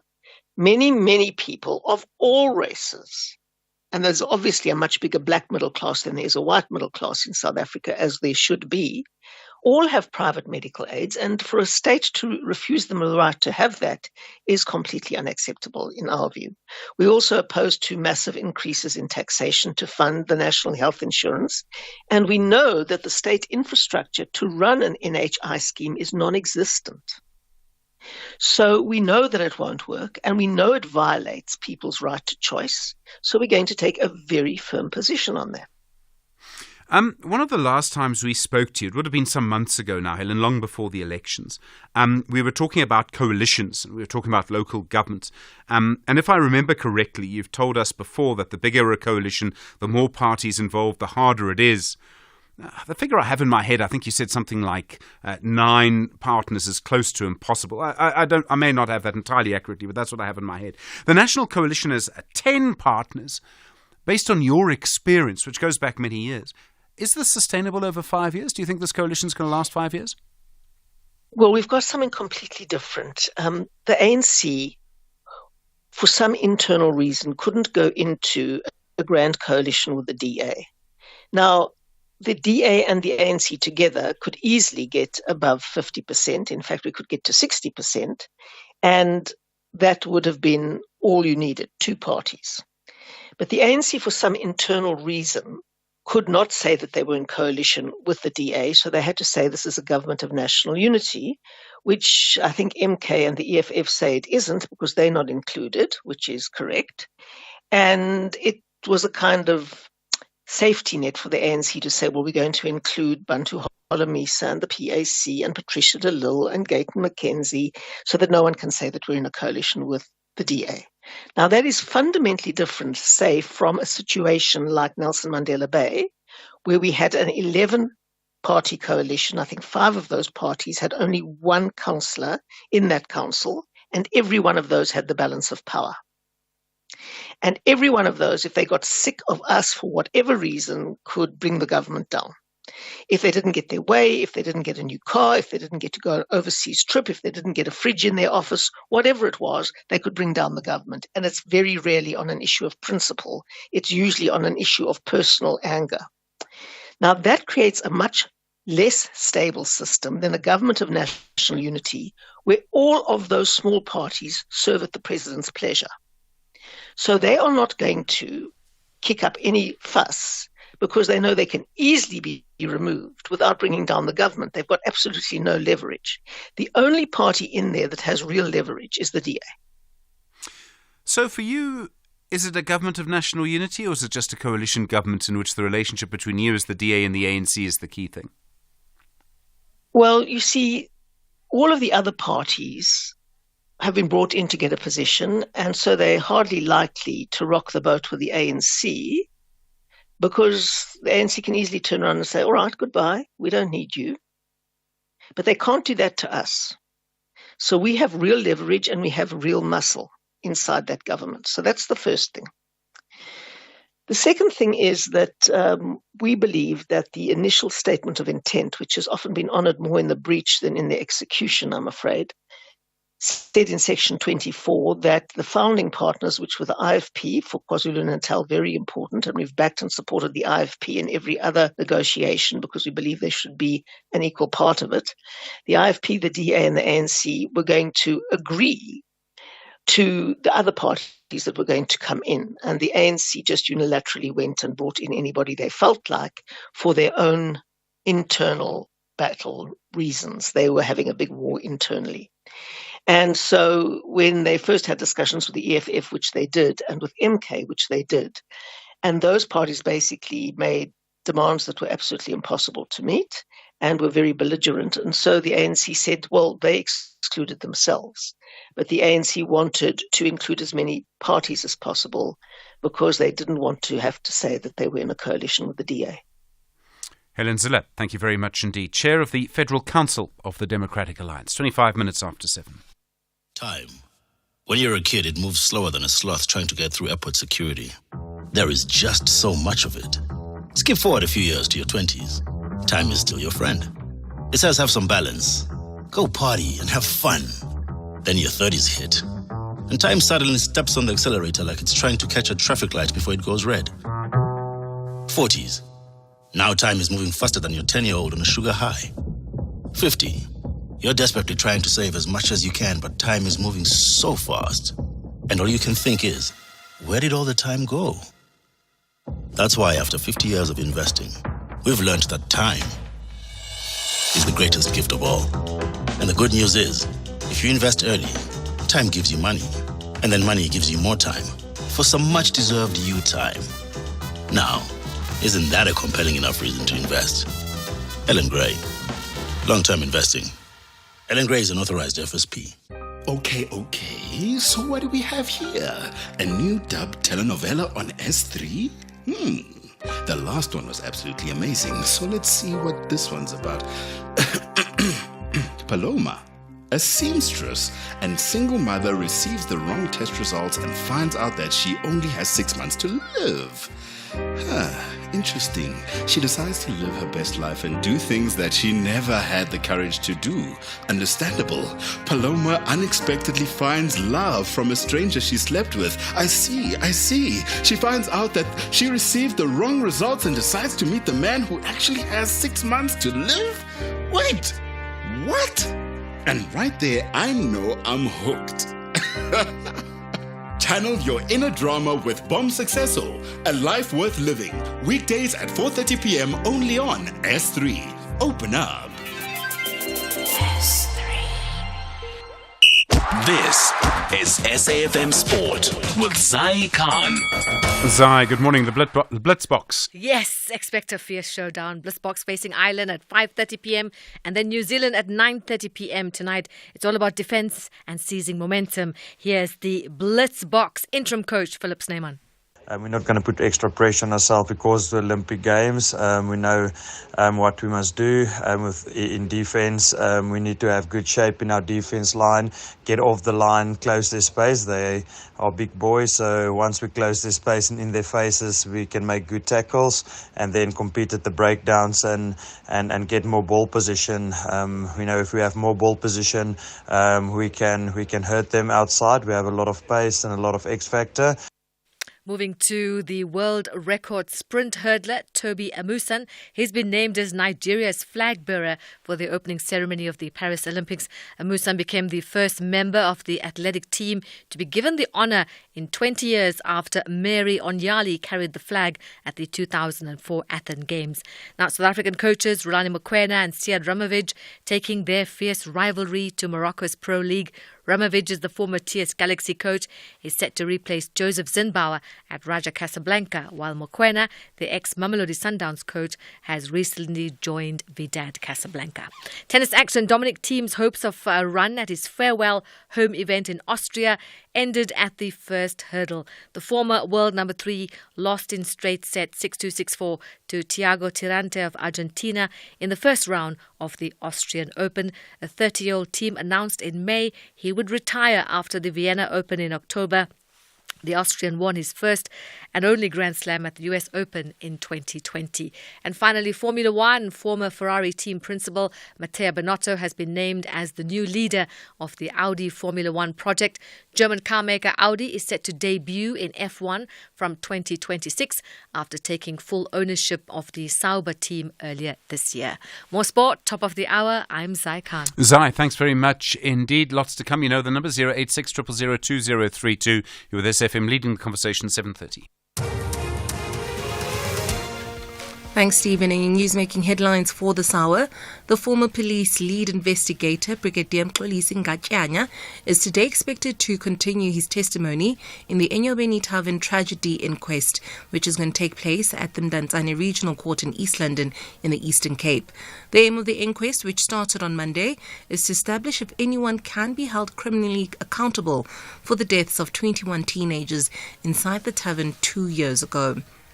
In other news, the Mpumalanga Premier Mandla Ndlovu has welcomed the seizure of assets and properties linked to 22 senior government officials, service providers and entities allegedly involved in corruption in the Provincial Public Works Department. The Asset Forfeiture Unit, the Hawks and the Special Investigating Unit seized assets and properties valued at 52 million rand in Mpumalanga, the Western Cape, Gauteng and the Northwest. And lastly, police in Washington, D.C. have arrested more than 250 Jewish activists who had staged a protest inside the Capitol building. The protesters say they oppose Israeli Prime Minister Benjamin Netanyahu's visit to the U.S. I'll be back at 8 with more news. For SFM News, I'm Eva Chipa. This traffic report is driven by performance. Be prepared to perform with Bridgestone.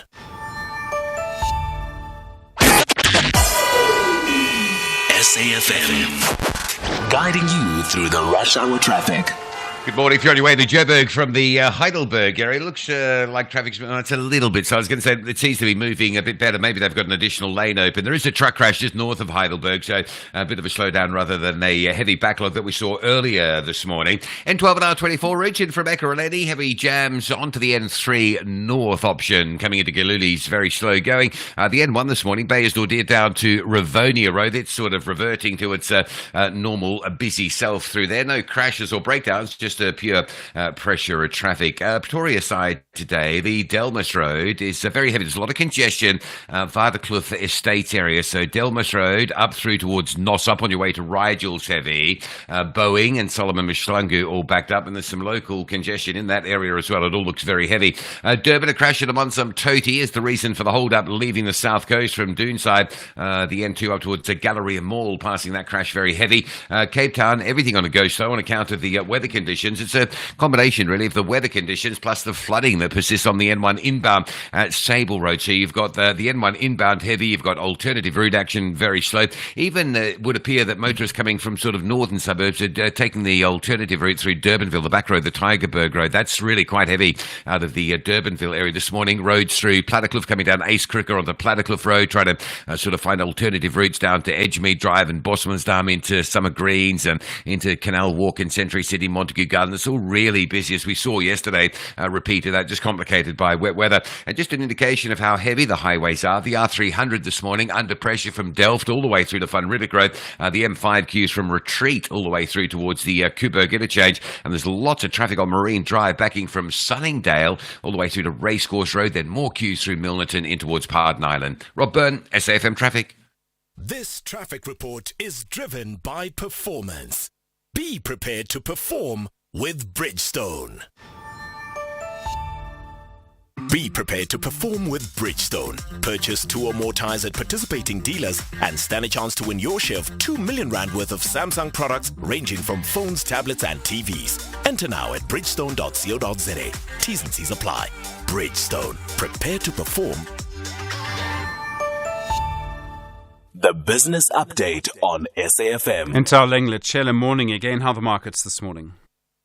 Well, while earnings season heats up, investors are also eyeing US GDP numbers and an inflation print that could give us clues on the Fed's next move. Ahead of those prints, we saw negative sentiment filter through to markets, Asian stocks not left behind, with most indices in the red. Japan's Nikkei down 1.1% and Hong Kong's Hang Seng falling 0.7%. Over in the US, futures slipping deeper into the red as investors digest numbers from Tesla and Alphabet. Back at home, sentiment is quite positive, with local markets trading mostly in the green. The all-share edged up close to 0.3% in yesterday's trading session, boosted by the Resources 10 complex up over 0.7%. The rand, in the meantime, under pressure on the back of a stronger dollar. It's currently trading at 18.41 to the greenback. And Kumba Iron Ore, they're upbeat about Transnet's progress. Stephen, another company showing confidence in Transnet's turnaround efforts. Yesterday, we spoke about Cecil noting an uptick in its coal division due to that, today it's Kumba Iron Ore. The company's CEO, Mpumi Zigalala, expressed confidence that Transnet is on the path to recovery and improvement. Now, these comments come alongside the miner's half-year numbers, where it reported a 26% slump in earnings and cut its dividend by 17%. This, of course, due to those logistic issues at Transnet, as well as lower iron ore metal prices. Despite this, Zigalala remains confident about its prospects, saying iron ore stocks levels will improve in the second half on the back of a better performance at Transnet's Saldanha port. And then Cashbuild reporting an upbeat fourth quarter performance. Now, Stephen, Cashbuild seems to be on the road to recovery. The group has been reporting sour results as the DIY trend that picked up towards the end of 2020 started slowing down in 2022 when lockdown restrictions were fully lifted, and has also been hit by lower consumer spending as South African citizens tighten their purse strings on the back of higher interest rates. It is now seeing some improvement. During the fourth quarter, it delivered a 4% rise in revenue and opened new stores, which it says contributed contributed 1% to total sales. Now, the building materials retailer says it spent most of its capex on acquiring new stores and refurbishing its older ones. During the period, it closed down 2 stores, and over the past year, it's opened up 12 new stores. Moving forward, the company expects to see an uptick from spend, saying the DIY industry could be improving, pegging its hopes on that improved consumer spending as inflation moderates and as rates are expected to be cut before the end of the year. Ntaleng, thank you. Ntaleng Lechela. Back, of course, tomorrow. More business news through the day here on SFM. 23 minutes now to 8. Call us on 086 000 2032. Well, lots of calls this morning, many of them around Helen Zille, some around the situation in Joburg, others around around Dr. John Hlophe. Super on the line from Newcastle. Hi. That conversation with Helen Zille, your thoughts? Super, go for it. My friend Stephen. Super, yeah. Hi. 2 days left for you to go. Yes. On the HAI, my friend, NHI. Yeah. I thought, unfortunately, Madam Zille is gone already. You'd ask, what will be the use of retaining medical aid when in fact all of us will be having access to all the facilities, health facilities? Well, yeah, but I mean, she's right when she says that many countries, including Britain, that have something like the NHI also have private medical care and some sort of medical aid system. Within the NHI?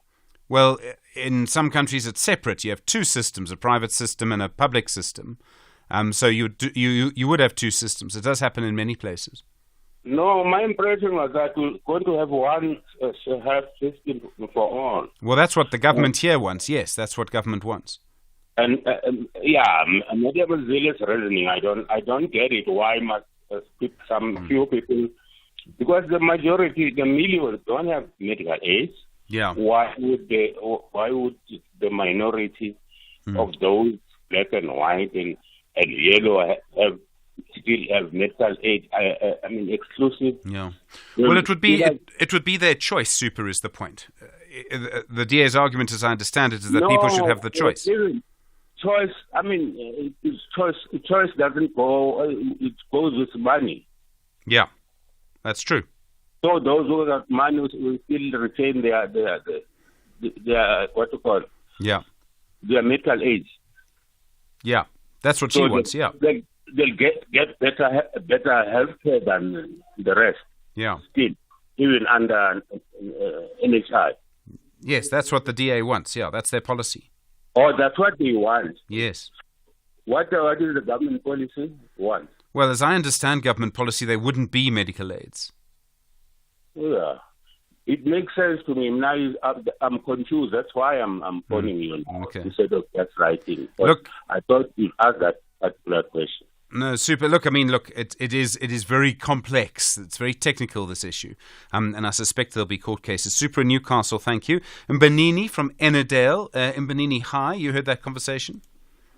Hi, Stephen. Very good morning to you and good morning to SA listeners. And Stephen, I'm so upset for the fact that you're leaving, but also we are wishing you all the best. And you must also remember that we love you and we will miss you so much. Thank you. No, I'm gonna miss this terribly, but thank you. Absolutely. And it was hard to get into your show because your show was one of the best shows in the SFM. Thank you. Yeah. So let me say this, Stephen. Stephen, you will recall that when we heard that Dr. Hlophe will be the chief of the MK. Yeah. And there was an interview, I don't know whether you saw that interview, between one of the experts like DeForce of UCT, who was talking to Adrian on 405. And they indicated very well that Judge Hlophe can become to any committee in the parliament, yes, and based on the fact that he is no longer a judge because he was impeached, but fundamentally he cannot go back to be a magistrate in the court of law, but he can also practice as an advocate and represent people. Yes. So fundamentally, and I'm very instrumental on that, I understand that Breitenberg have got an issues with Dr. Hlophe because he was impeached with gross misconduct. We understand that. But today is in the parliament. He can serve at any committee. But all this based on the fact that DA is lodging a complaint. And we also heard yesterday the CEO of AfriForum talking about that. I found this very unfair and unconstitutional that they cannot allow him. This is something that is personal. I also heard the Federal Executive, one of the best speaker, Helen Zille, indicating that it is irrational that the committee has done. But I wonder because, Stephen, I went further to say that even Zondo also has a hand. But that one I don't have to have a substantive evidence for the fact that we have seen a number of clips where they were talking about Robert that he has to be impeached. So this is really a personal matter. We've got nothing that we can say he must not be on the GSC. Okay. Yeah, Mbanini, thank you. Sorry, I think you've made your point, but this is also why I started my conversation both with AfriForum and with Helen Zille on what legal argument are you trying to make based on that. I think, Mbanini, your understanding and my understanding are sort of roughly the same in terms of the law, at least. Andrew and Tshwane, hi. Action SA and the ANC in Joburg. Good morning, Stephen and your team, and together with the SFM listeners. Morning, Andrew. Go for it. Yes, Stephen. You know, I find our politicians, regardless of ANC or Action SA, anyone that we can name, they are hypocrites, you know. During a campaign, Herman Mashaba stood up and said, I will never work with the ANC. I will never work with the government of criminals. But today, the tune is changing. What changed within a period of 3 months, you know? They must take us serious as voters because they come to us campaigning, promising us heaven and earth. But once they get into power, they no longer do as they promise. I think in South Africa we must change the system of how we vote for the president. We must not vote for a party now. We must just go and vote for a president like how they do in USA. Because now you vote for a party, they give you another person whom you did not vote for. That's what I wanted to say, Stephen. And we are going to miss you, my man. For all the best where you are going. Hopefully we'll still communicate. Thank you, Andrew and Tshwane. I appreciate that. Yeah, I mean, it's interesting. I think this will lead to calls for change. I don't know how far they'll get, but I think people are frustrated. 16 minutes to 8. In a moment, Bekasisi Mncube. It's Winter Carnival at Food Lovers Market. Buy 3 1-litre You First odourless coconut oil tubs for 120 Rand. Any 3 bottles of Cross and Blackwell mayo, All Gold tomato sauce or Mrs. Bowles chutney for 98 Rand. And any 2 Omo Auto washing powder 2 kg, liquid 1.5 litre or capsule 16s for 149 Rand. Valid till this Sunday at Food Lovers Market. Winter Carnival now on. Explore the family drama and legacy of one of the most powerful royal families in South Africa, the Mukwebos. This is Mubango, 30 Years of Democracy, Season 1 and Season 2. See how it all began, from when a king suddenly dies, leaving behind 2 wives, one from a customary marriage and the other from a civil union, coming full circle to the coronation of one of his sons. Mubango Season 1 and Season 2, Monday to Friday, 9 p.m. on SABC 2. You belong. Agenda-setting conversations of the day. Good morning. The ANC's National Disciplinary Committee now considering its next move after hearing the prosecution case against former President and now MK leader Jacob Zuma. And the hearing wasn't in public, but it's understood that the ANC Secretary-General Fikile Mbalula yesterday and a person acting as a prosecutor argued Zuma is guilty of breaking ANC rules and must be expelled. Also reported that Zuma's representative, Tony Ngeni, argued that the hearing should not be held behind closed doors, but should be held in public. Underneath all of this, you have many people, I suppose, maybe people who speak English, people in the middle classes, who are trying to understand how Zuma was able to win 15% of the vote in the elections through MK and still has such important political power. Bekasisi Mncube has been looking at this. Bekasisi is a multi-award-winning columnist at The Witness and an author. Bekasisi, good morning. Good morning, Stephen. I'm honored to be interviewed by you. No, well, thank you for coming on. You've been looking at this and you've been following MK, you've been watching some of their meetings, things like that. How do you think Zuma's been able to win so much support? What's happening in particularly KwaZulu-Natal that has led to this? Well, Jacob Zuma is an enigma of sorts in many parts of the country.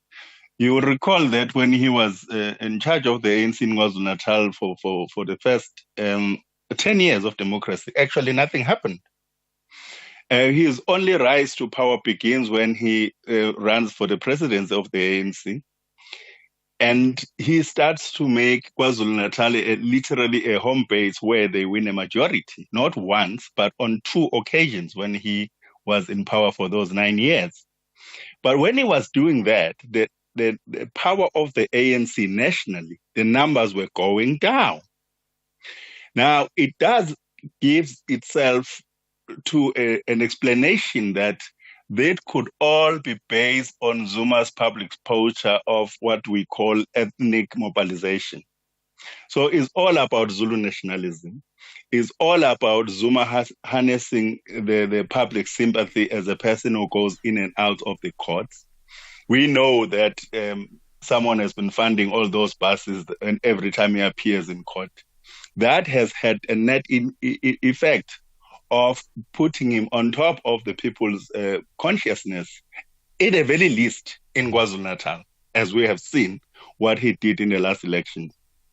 If you talk to people from KZN and you say to them, and this is hypothetical, if you say to them, you voted for Zuma because you speak Zulu, because you are Zulu, they get very cross. I think people find that, some people find that offensive. I know there's academic articles on this. I mean, you're not alone, Bekasisa. But I think people find that very offensive to hear that. And yet, if you look at the geography of his votes, identity clearly matters. Identity is number one. Most of my family members voted and campaigned, actually, for the Zuma party. And I spoke to some of them, elderly women who have never had any interest in politics. And their refrain is that during Ubaba's times, things were better. Now, me and you know that things were not better in those 9 years. All the metrics of governance were going down. Somehow there's this affinity which can only be explained by ethnicity that says, at least Ubaba is like us. At least Ubaba speaks our language. Ubaba rails against the West, and white people and their law. So he talks about our law, which makes a lot of sense for people in KwaZulu-Natal. I come from KwaZulu-Natal. When you talk about the law that is outside of Roman Dutch law, it makes a lot of sense because that's what people are exposed to. They go to the chief presides over the case. The case is decided not after 3 years, after 3 hours. So it makes sense for them. But it doesn't make sense in a constitutional democracy like ours, where we want to advance not just sectoral interest, but we want to build a country. I mean, I suppose another way of saying it, and I don't think this is controversial at all, I've said it many times, that in most democracies, most people vote for the person most like them. It's why people look at the identities of Kamala Harris or who she'll pick for vice president or of the new British Prime Minister. That's why it's so important. Bekasisa, one of the things I find fascinating, and I'm just not close enough to it to know, both King Goodwill Zwelithini and Prince Mangosuthu Buthelezi passed away in the last 3 years. And I've heard different views on this. Was that a factor? Zuma being maybe the last big leader from KwaZulu-Natal of that generation. How do you see that? That's an argument I made in my article which was commissioned by Litnet Journal. Because what I was told is that Zuma quietly went door to door to all traditional leaders in KwaZulu-Natal. And he promised them this state of nirvana, where there will be no vendor in charge of our country. They refer to President Cyril Ramaphosa as the vendor guy. So there will be no vendor guy in power.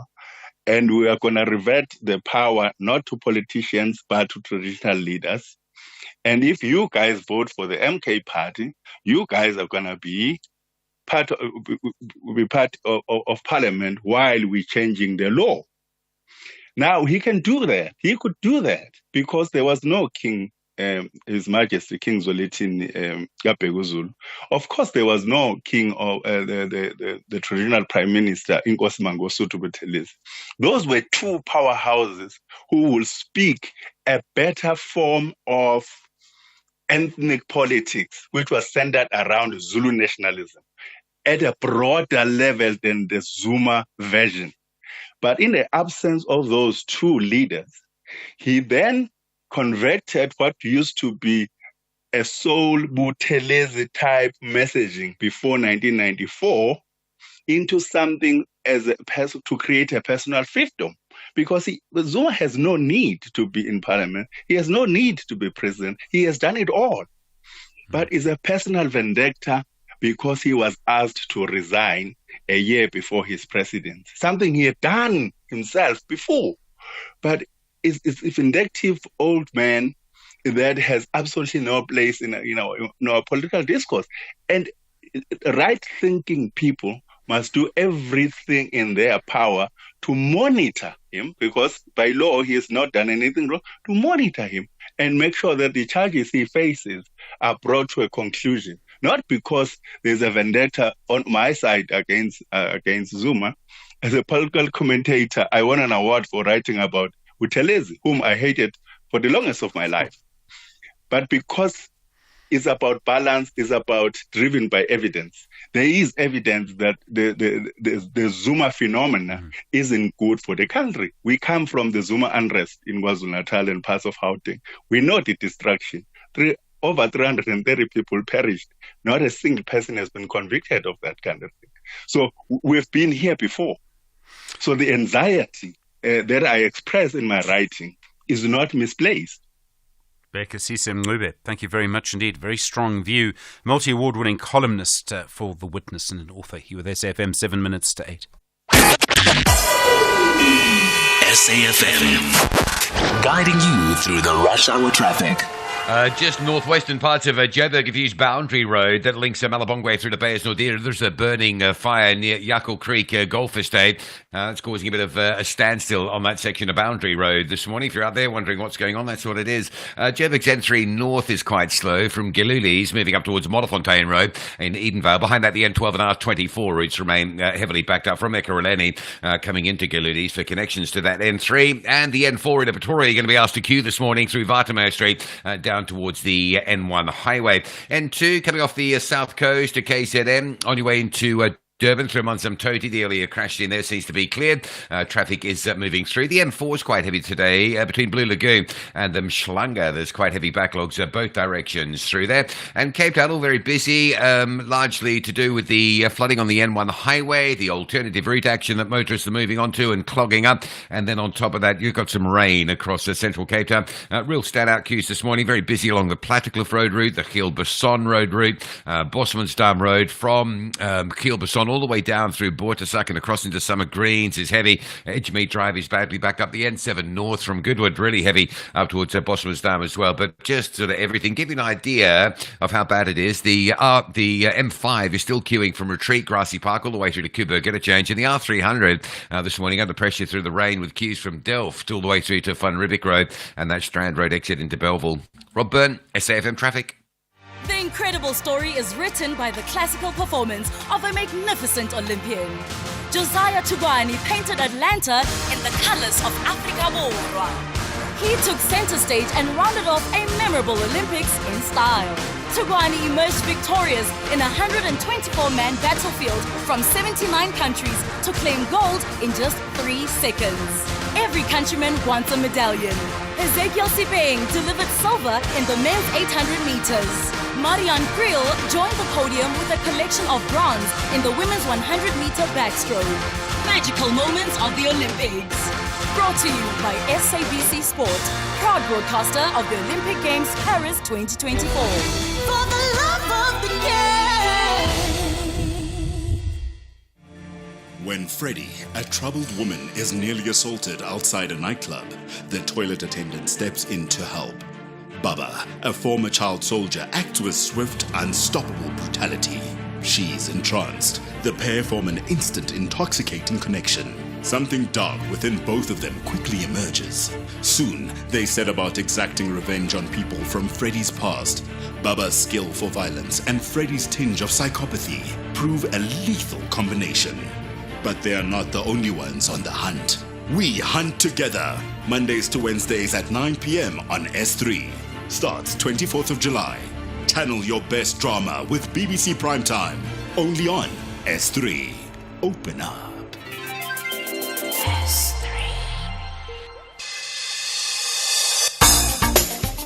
Big stories of the day. Hashtag SAFM Sunrise. Well, more reports of, unfortunately, emergency personnel, people manning ambulances, who are being attacked. And Paul Mponeng is the president of the South African Emergency Personnel Union. And Paul, good morning. There was this terrible situation in Kabokweni in Mpumalanga where people and family members attacked your members. Are you seeing more attacks like this? Good morning and thanks for having me. Yes, I must indicate that in other provinces, it's better these days because they've actually responded to our call or our request to say ambulances must be equipped with security apparatus. But in Mpumalanga as well, Mpumalanga, Limpopo, Northern Cape are the provinces that are not actually responding to our call. But this time around in Kabokweni, in Mpumalanga, sorry for saying that like that, it's different, and we must also remember that every time when the MECs are throwing big events, when they procure, when they've actually procured ambulances, it's something that we've been condemning for some time, and now these are the repercussions of the very same events, because the very same events are sending wrong messages to the community members that now EMS in Mpumalanga is having enough ambulances. So you'll agree with me that in Mpumalanga, when they procure ambulances, we might have, for example, we might have 30 stations and they procure 15 ambulances, they throw a very big party, sending a wrong impression to the community. And when the community need the very same ambulance, there are some delays. The response time is poor and so forth. And so that is why we've been condemning the events. Secondly, a week before the incident, we got a report from our members indicating that ambulances in Mpumalanga, 98% of ambulances in Mpumalanga, they are more than 500,000 kilometers. So you'll understand that if a vehicle is having more than 500,000 kilometers, to me, it's no longer roadworthy. And it is actually a waste of taxpayers' money, because the very ambulance will operate for a week. After that, it will be taken to a garage for repair and come back a week and so forth. So the Mpumalanga is actually running with a skeleton as we speak. Sure, and Paul, I mean, that makes it much harder for your members to actually do their jobs, which makes people much angrier, which means your members become more vulnerable. Yes, they are actually doing that, because in most cases, when the very same political heads, when there is such kind of incidences of delays and stuff, we know that in other we have some other incidences where members who are connected to political heads will directly call the political heads. The very same political head will just intimidate our members, knowing very well that the service that they are rendering is inadequate. They don't have enough ambulances, including the equipment as well. Thanks very much indeed. And Paul Mponeng is the president of the South African Emergency Personnel Union. This is a consistent thing that comes back again and again and again, and something that really does need to be looked at. All right, we'll hear from you, your view on our conversations, how you feel about them in the next little while. You're with SFM leading the conversation. Good morning, it's 8 o'clock.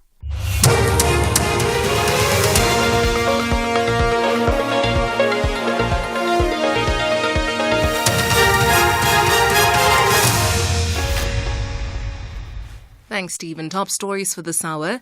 Inquest into Enyobeni Tavern tragedy continues today, and the Health Department denies allegations of contaminated water at its Pretoria building. Good morning, I'm Eva Chipa. The former police lead investigator, Brigadier Mkhwanyana, is today expected to continue with his testimony in the Enyobeni Tavern tragedy inquest in the Madatsane Regional Court in East London in the Eastern Cape.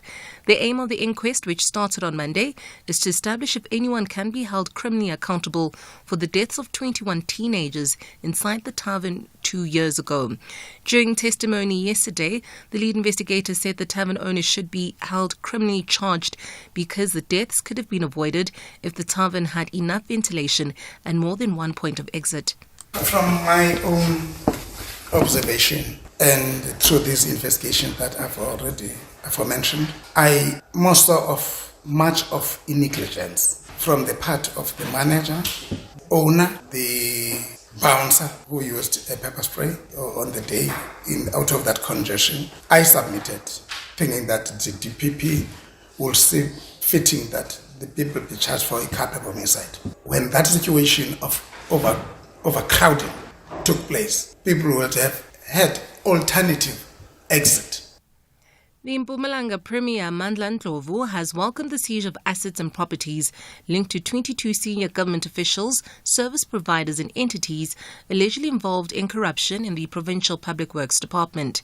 The Asset Forfeiture Unit, the Hawks and the Special Investigating Unit seized assets and properties valued at over 52 million rand in Mpumalanga, the Western Cape, Gauteng and Northwest. Government officials are alleged to have awarded multi-million rand COVID-19 personal protection equipment tenders to suppliers who did not deliver any product. It is further alleged that the suppliers paid substantial kickbacks to the officials and their family members. In other news, the National Health Department has denied allegations that it is violating the occupational health and safety standards due to a contaminated water system in its building in Pretoria. The department says it has conducted regular water quality tests. The department spokesperson Foster Mohale says tests have consistently met the acceptable standards for drinking water. For this current financial year, the water was tested at several points in the building. Firstly, on the 8th of July 2024 by a private laboratory service, and secondly, on the 12th of July by the National Health Laboratory Services. The results for both tests complied with the South African national standards. The Office of the Tshwane Speaker has urged residents of the Soshanguve informal settlement to ignore a circulating fraudulent letter encouraging them to illegally occupy the city's land. The Speaker's office says it is in the process of reporting the matter to the police. The spokesperson for the Tshwane Speaker, Sthembiso Sithole. It is apparent that the petitioners or the persons committed fraud by amending the petition acknowledgement letter to suit their illegal conduct. The Chief of Police has also been notified about the fraudulent letter and the potential for illegal land occupation it may cause. And lastly, looking further afield, police in Washington, D.C. have arrested more than 250 Jewish activists who had staged a protest inside the Capitol building. The protesters say they oppose the Israeli Prime Minister Benjamin Netanyahu's visit to the U.S. Netanyahu is set to address the joint houses of Congress later today. These protesters say the U.S. should stop arming Israel. We don't want our tax dollars funding genocide. We are willing to put our bodies on the line to say that our Jewish values and our values as people mean that we cannot be funding this. Growing up, I was always told that we should never let anything like the Holocaust happen again. That's why I'm here today, protesting the genocide of the Palestinian people and calling on our government to enact an arms embargo on Israel and send no more weapons to the Israeli military. Recapping the top story at 8, the former police lead investigator, Brigadier Mkhwanyana, is today expected to continue with his testimony in the Enyobeni Tavern tragedy inquest in the Mdatsane Regional Court in East London in the Eastern Cape. The aim of the inquest, which started on Monday, is to establish if anyone can be held criminally accountable for the deaths of the 21 teenagers. I'll be back at the bottom of the hour. For SFM News, I'm Eva Chipa. A very good morning to you in your SFM Sports headlines. It's rugby. The Springboks are gearing up for the Rugby Championship tests in Australia. And in golf, Tiger Woods' son Charlie misses the cut at the US Junior Amateur Championship. All these stories and more just before 8:30. SAFM guiding you through the rush hour traffic. Good morning. Where possible, try to avoid Central Parktown. There are 2 stationary buses across Empire Road at Jan Smuts, and the craziness there shouldn't be understated. Jan Smuts coming through from Parktown in towards Braamfontein's heavy, leaving Braamfontein is bad. Empire Road coming in from Sunnyside, away from Barry Herzog across the Mike 1 into that area is heavy. The Mike 1 Highway, St Andrews Road off-ramps are all very heavily congested. Just trying to avoid any route that would lead you into or nearby Jan Smuts and Empire. There's some real proper congestion going on there. Joburg Z1 stays pretty busy between Bayers Nordia and Ravonia Road exit this morning. N4 into Pretoria still queuing from Watermeer Street through towards the N1 highway.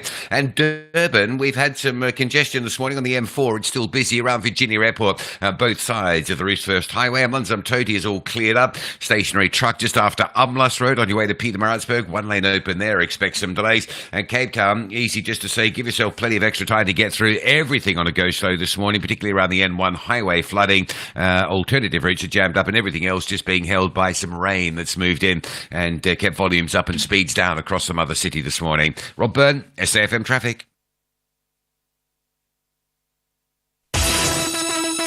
SAFM Sunrise. A vivid start to your day. 7 after 8, good morning. You're with SAFM Sunrise. I'm Stephen Grootes. We'll talk about the economy and small business after 8:30. I think it's an important thing to talk about. We'll find out a bit more about that. Also, and the Minister of Small Business Development, Stellan Benny Abrahams, has agreed to take part in that debate. And we'll hear from an organisation representing small businesses first, just so they can sort of explain their issues and the Minister has a chance to respond. We thought we'd set things up like that. Good to hear from you this morning, 086 000 2032. Lots to respond to. I thought a strong and very interesting view from Bekasisa Mncube talking about the rise of Mkhonto weSizwe and former President Zuma. I'm sure there'll be strong reaction to that. Also, of course, Helen Zille, you heard a little earlier. And then also yesterday, the hottest day on record of global average temperature. 8 after 8.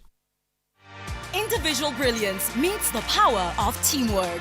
Big ups to the South African men's rowing team for their marvelous performance. Gold was delivered in a glittering fashion at the Olympic Games London 2012. South Africa's James Thompson, Matthew Britton, John Smith, and Lawrence Ndlovu made history as the first crew ever to win Olympic gold in rowing from Mzansi, Africa. And the first Olympic gold in the sport for the African continent. Africa, rise! Magical moments of the Olympics. Brought to you by SABC Sport, proud broadcaster of the Olympic Games Paris 2024. For the love of the game. Weeknights on S3 are all about winning, and winning big with Wheel of Fortune. For the first time in South Africa, Wheel of Fortune is on S3, Monday to Friday at 7:30 p.m, where Rorisang has South Africans locked into the world of word puzzles. Watch contestants spin the wheel to stand a chance of walking away with 100,000 Rand or a car valued at over 500,000 Rand. You can also be part of the show and win big.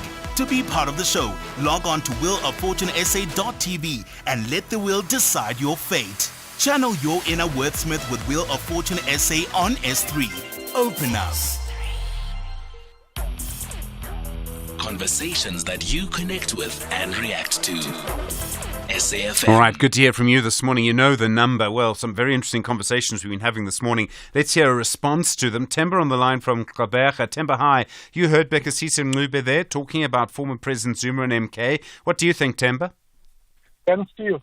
Steve, I am highly disappointed. I'm not sure whether it will be enough for me to say I'm highly disappointed.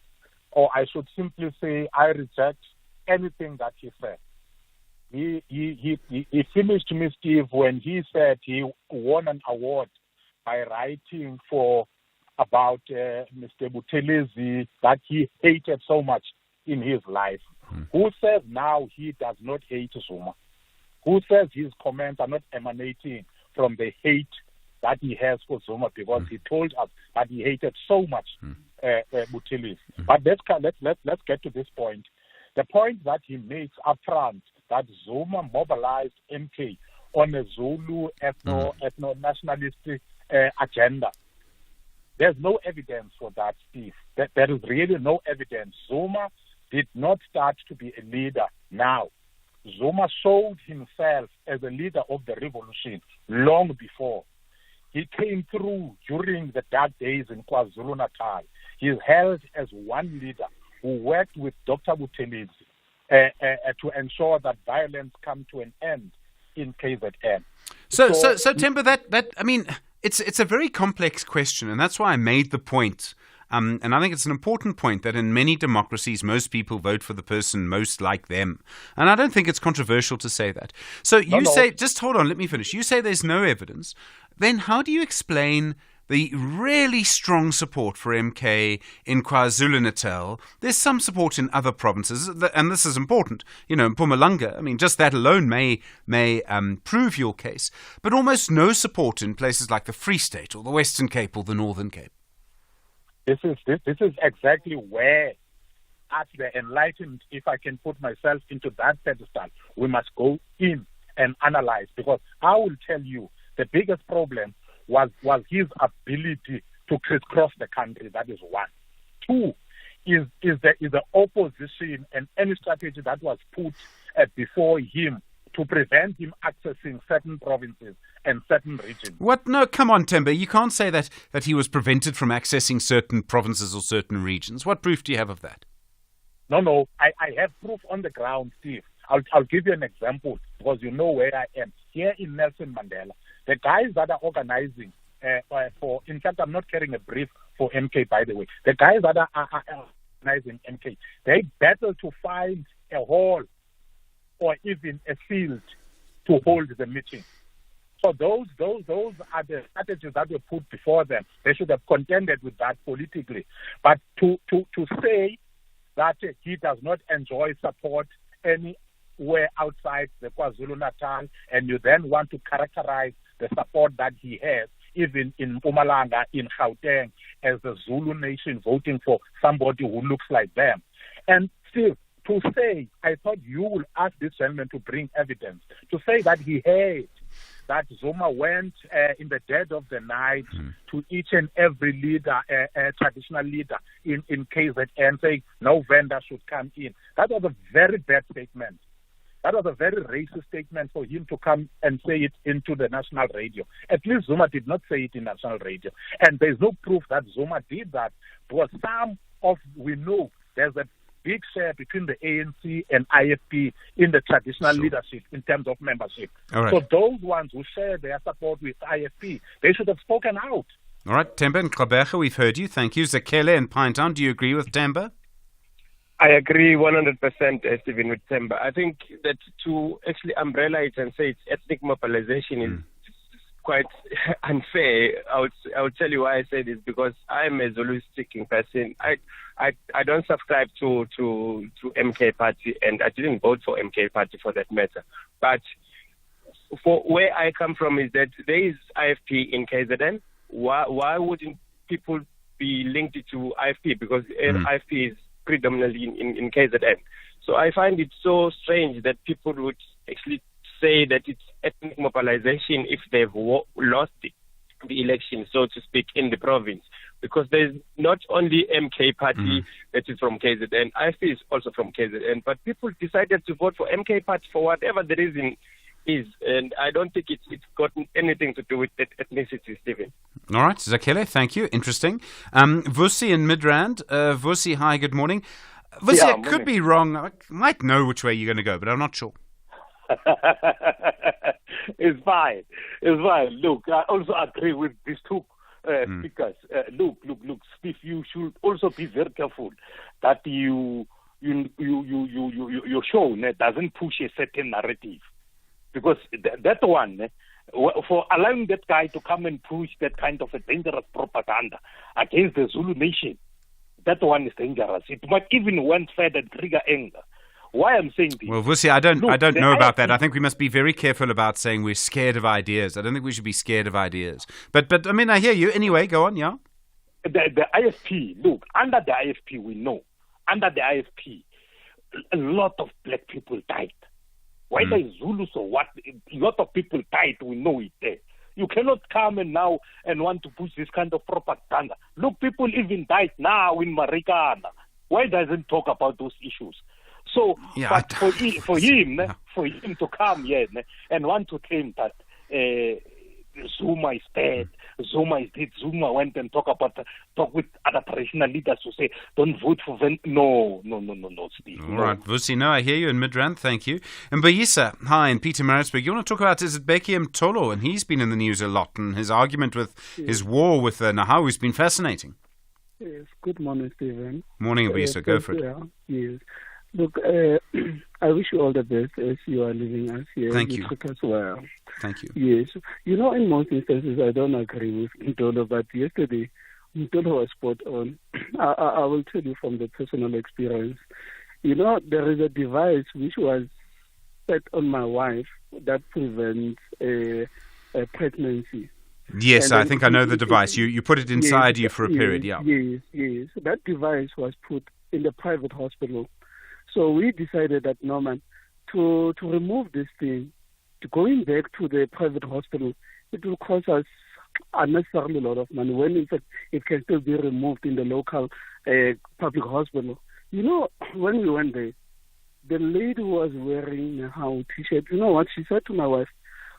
Why don't she remove where she inserted it? Hey. I mean, I'm telling you the honest truth.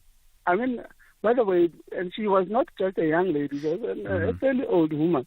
And who said that, no, but what does she want here? Why don't she remove it where she inserted in the private? So this is a kind of attitude. Whether Shinanga, whether Ayanda Zulu is denying it, they can deny it all they like. Yeah. I mean, we are on the ground. We are the recipient of this attitude. It is true. You know what? I don't agree with Mtolo in many instances, but I'm telling you, Stephen, it is not that I need to hunt the truth in what Mtolo said, that it is, but you know what? That is why to prove the fact that it is true. That is why they resorted into insult. Yeah. No, all right. Umbayisa, I hear you, Umbayisa, and thank you. Yes, I mean, I thought that issue when Becky Mtolo said that Nahawu members are responsible for bad services, I thought that this is what they call a good talk radio issue. We're going to get people who agree and people who disagree. And Umbayisa, I mean, from your experience, I can see why you would agree. 18 minutes after 8. Big stories of the day. #SAFM Sunrise. The organisation Action Society is now slamming the decision by the police ministry in the budget which was passed and approved by the minister, the new minister, Senator Mkhunu, for government to spend 2 billion rand on the VIP protection unit. In other words, we're going to see that the Protection and Security Services program is now valued at over 4 billion rand, and VIP protection takes over half of that budget. Juanita Dupré is the spokesperson for Action Society. Juanita, good morning. Good morning, Stephen. I've always been amazed the VIP protection unit isn't actually a bigger political story. You're saying that government is spending too much money on it.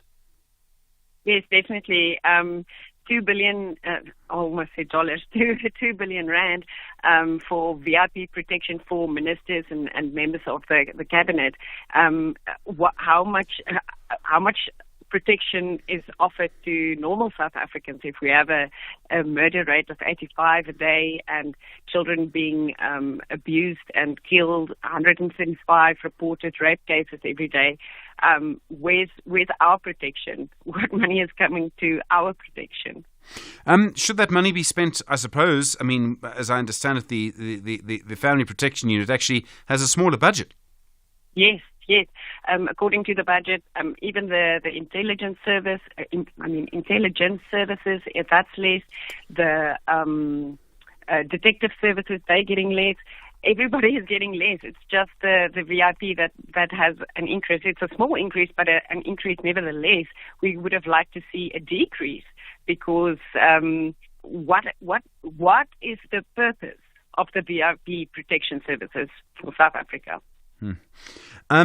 It was only in March that Ian Cameron left your organisation. We had spoken to him from Action Society. He joined the Democratic Alliance, and he's now the chair of the Police Portfolio Committee in Parliament. Do you expect him to play a role here? Yes, he already released a statement to also condemn this budget and specifically the VIP protection part.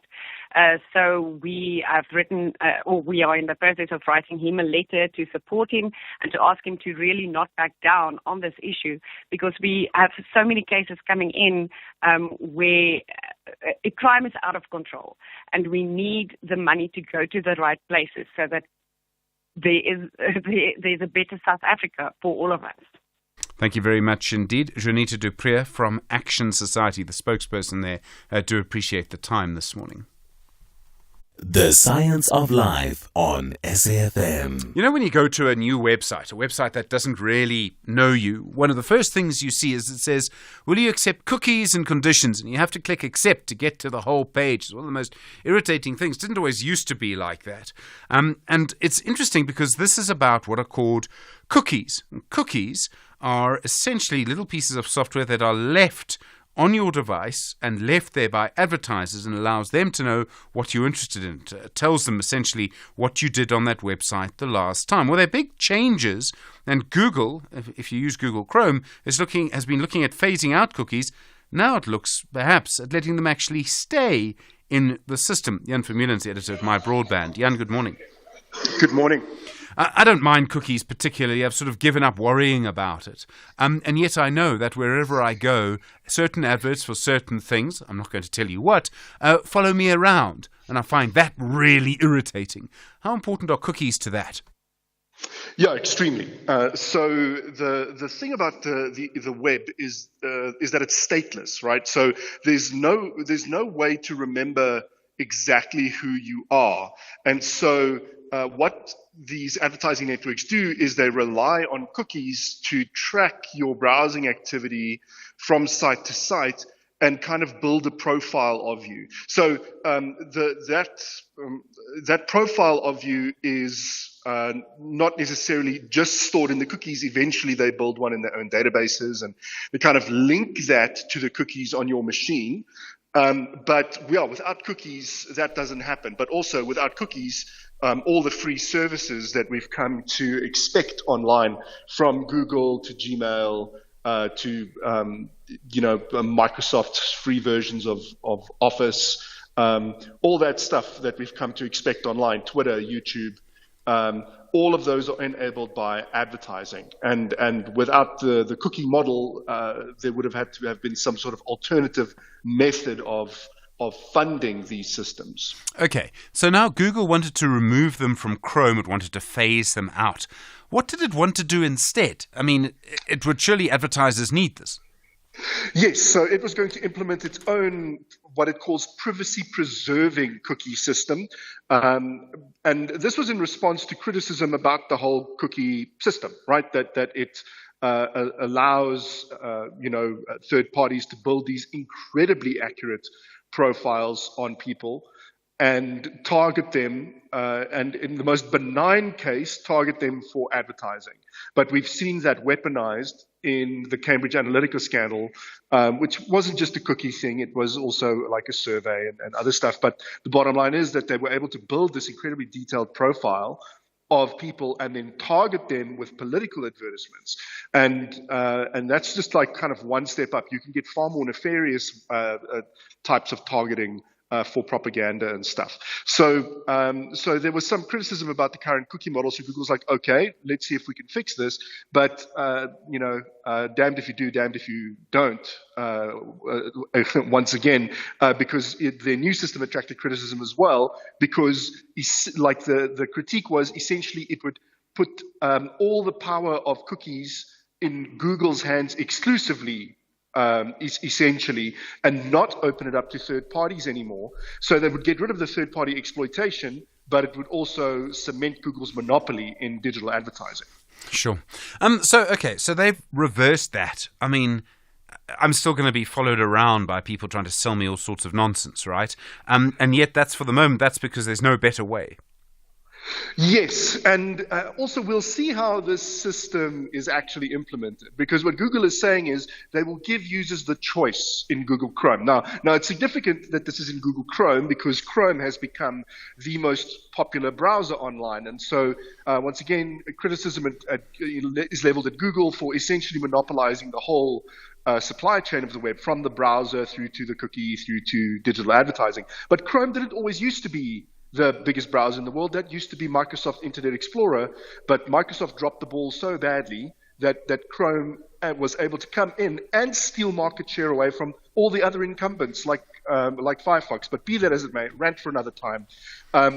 So they say they're going to let you choose, and so what that choice really looks like, because I can already see the prompt. It's like, hi, would you like to block these cookies that invade your privacy and want to and is used by malicious actors that might want to rob you? And then obviously everybody will say, yes, please block those cookies. And that would then favor Google's privacy preserving system, for better or worse. I mean, obviously there's going to be a real tension in our sort of web experience for years to come. There's no easy way to get around it. No, and it is this. It's always this tension between privacy and convenience, and it's also between centralized and decentralized. And the more decentralized something becomes, short of re-architecting things entirely, the more information of people needs to be shared for the system to work. So yes, we can centralize all of the information collected by cookies, and then it's nicely anonymized if it works as advertised, obviously, in Google's databases, but now nobody else has access to that stuff, or has access to a very limited subset of that stuff, and then we have to trust that Google isn't going to be evil with that. We say, no, we can't have just one company with all this power. It has to be decentralized, but that then comes at this cost of having cookies on our systems that can be exploited by third parties. Jan Vermeulen, thanks very much indeed, editor at My Broadband. You're with SAFM 27 after 8.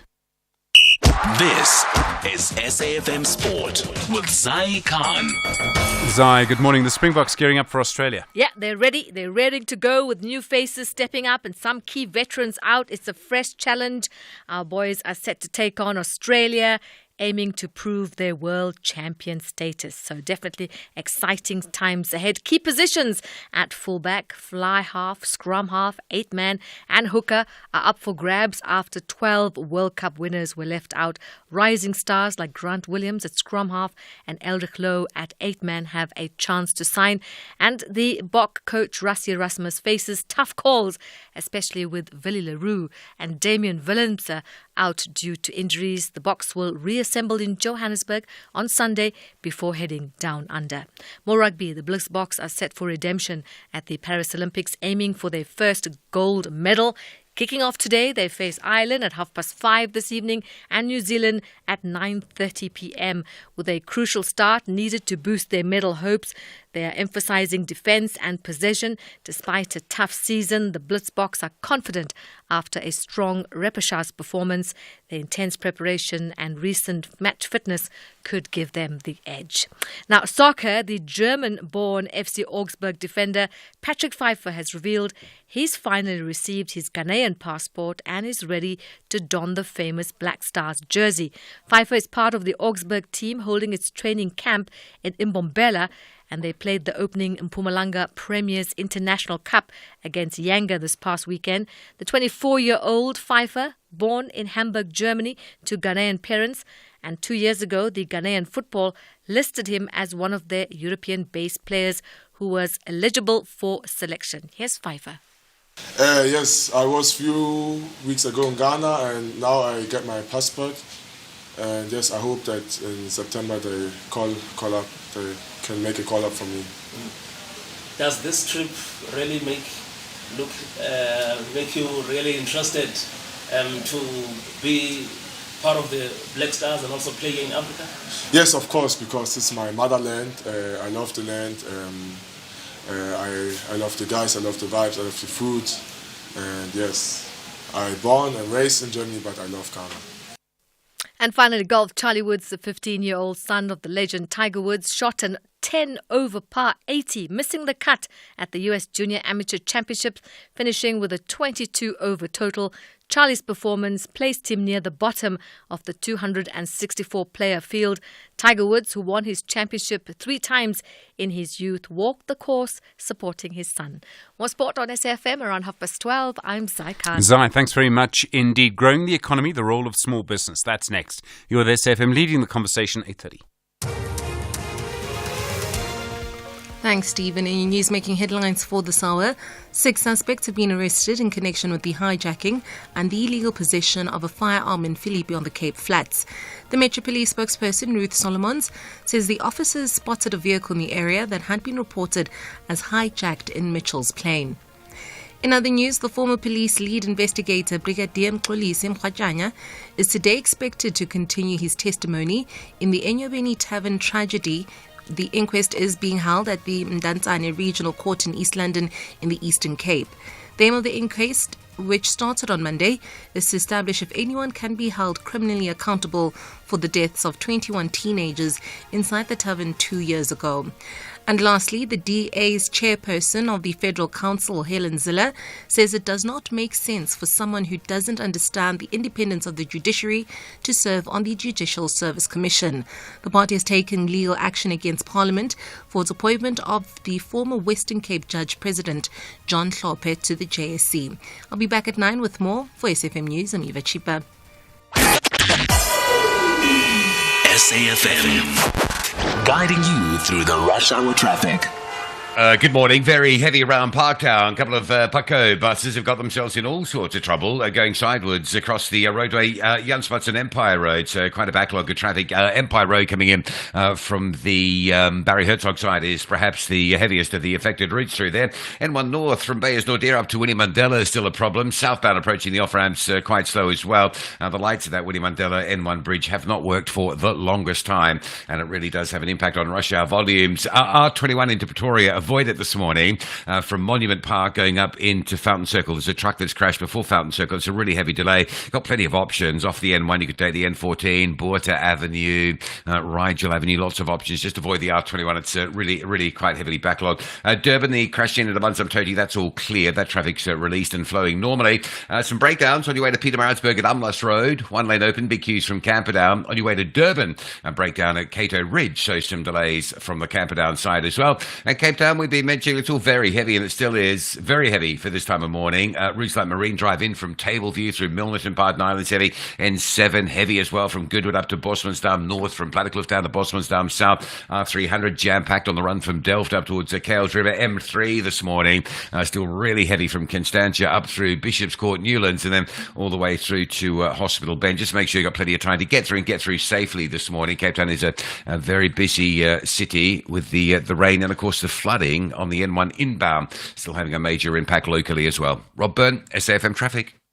Real savings, real benefits. Here's what real clients say about OUTsurance. Hi, my name is Jackie. I'm 35 years old from Pretoria, and I only pay 691 Rand for my 2022 Ford EcoSport with OUTsurance Comprehensive. What makes the best car insurer? The best price with awesome service, right? SMS out to 30754 to see if you can pay less, experience awesome service, and see for yourself why OUTsurance was voted best car insurer by many publications and best car, home, and business insurer at the News 24 Awards for the past 2 years. I'm not surprised they won all the awards, because in my experience they are excellent. They walk the talk. They actually do what they say, and they follow through on their promises. SMS out to 30754 and see for yourself. Experience awesome. Go to outsurance.co.za for a 10-minute quote that could save you thousands. Licensed insurer and FSP. T's and C's online. What is Ushuni, you say? Ushuni has a musical gift and can transform a song. Ushuni can fuse folk music with a popular urban beat or tune. Ushuni can take us on a beautiful musical journey. Ushuni way to Gelo. Join us in unearthing South Africa's next folk music star. 40 talented contestants from around South Africa competing for the ultimate grand prize of 500,000 Rand cash and a recording deal. Angeke Basikhone with Ushuni Womhlaba, starting 7 July, Sundays at 6 p.m. only on SABC1.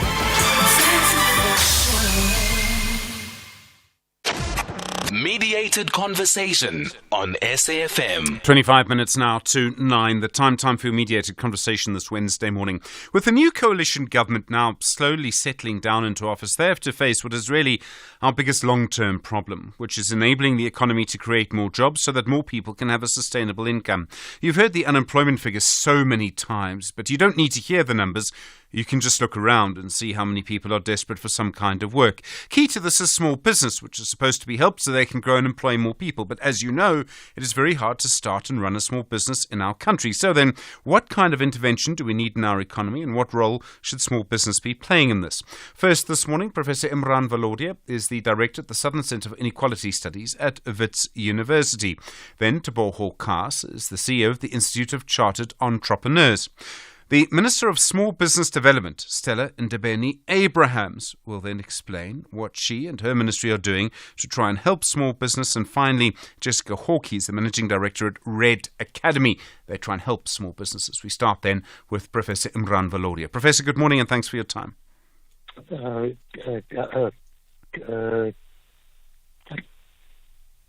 Hello, Professor. Hi there, Stephen. Yes, sorry. It's good to be on your show, and all of the best with your future endeavours. Thank you very much. That's very kind. We all know the scale of the problem. We all know the depth of the problem. You've been looking at what kind of intervention we need. Where do you believe we need to start creating jobs? So I think we need a fundamental change, though. A fundamental change to our economic strategy. I think there's two things that I would say. One is that we need a game changer that is going to shift our economy onto a new trajectory. And I think something like climate change might be the thing that we need. I think second, I think we need a lot more public investment in the critical infrastructure that is required to kind of allow small scale entrepreneurs to operate. So I'm thinking here about transport, about the water infrastructure, about internet infrastructure, etc. I think outside of the main kind of urban centers in South Africa, I think that sort of infrastructure is kind of simply not there or not sufficient. And I think even in the main urban centres, the kind of infrastructure is really crumbling. So I think that kind of really critical public infrastructure is what's required. You talk particularly about renewable energy. Why do you see that as such a big opportunity? Well, I think there's two sides to it. One is that the types of things that you require to make renewables work, I think has the potential to create quite a large number of jobs kind of upstream from that. I think all of the necessary services that you need to make that work is a space that large numbers of jobs could be created, could be created in. And I think thirdly, if you kind of producing the things that we produce anyway through clean energy, I think it has the potential for South Africa to really kind of export a lot more, and I think that could increase the number of jobs. People talk about small business as a big jobs creator. Do you see it like that? I mean, if we were able to encourage, everyone talks about entrepreneurial spirit, but I think if we were able to ensure that small businesses once started actually worked, would that lead to a lot more jobs being created? Would that be part of this intervention? Yes, I think so, but I think it's important also for us to remember our history. The history of apartheid is partly a history where that sort of entrepreneurial activity was essentially crushed, and I think we're not going to solve that problem simply by kind of deregulation. We have to rebuild that part of South Africa that was crushed through the apartheid system has to be rebuilt. Professor Imran Valodiap, thank you, Director at the Southern Centre for Inequality Studies at Wits University. 20 minutes now to 9. Continuing your mediated conversation on this subject, Tebogo Kaas is at the Institute of Chartered Entrepreneurs, CEO there. Tebogo, good morning. Good morning, Stephen.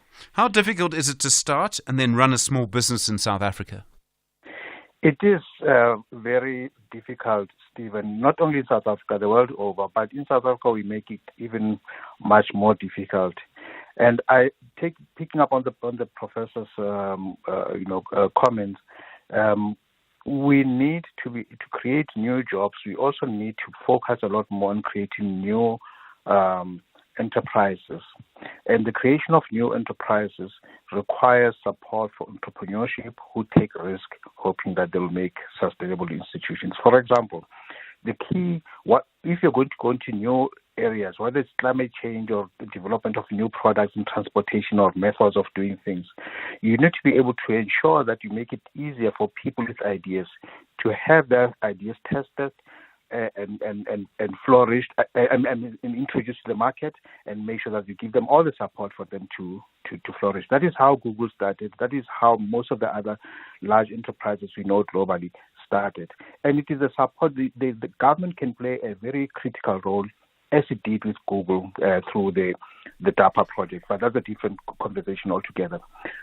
But what we need in South Africa is to ensure that people with ideas on new products or services get the support that they need. Because when you create new ventures, will you be able to create new jobs and employ more new people? But if you're going to have barriers such as not being able to have your IP developed and protected, because it is costly if you're a small business, if you come up with a new idea to try and go have it patented or trademarks and all that. So we need to look into those areas. What is it that what interventions can government do to actually help those enterprises, the startups, make sure that it's easier for them to, because other people sit with ideas, but they cannot entertain them any further because of the cost barriers involved in them. But that is one area. And then I'm sorry to interrupt, Tebogo. We have a Ministry of Small Business Development, and government clearly is showing by having that ministry that it's important to help small business. Is the Ministry of Small Business Development doing that? In the past, I can dwell on the past, but the past doesn't inspire confidence that much. And there's an Afrikaans saying, if you allow me to say it on this, I know it's an English medium platform. I'll draw up a whole ring, a blamer net, a leleke. For as long as you keep doing things the way we did in the past, you cannot expect different results altogether. So we need to be able to do things differently. We cannot keep Ithala Bank, Limdev and others and create other new entities, even if it's a single entity, while those ones are still there. We have to let go of some of these things that we've been doing and make sure that if there's a single point of entry, we get it cascading from national to provinces to make sure that you avoid double dipping, you avoid wasting resources on duplication. But certainly, unless that is done, we're still going to have this conversation many years down the line. One of the key things is that government departments take so long to pay small businesses. I mean, government itself has made sorting this out a priority for over a decade. Has it improved?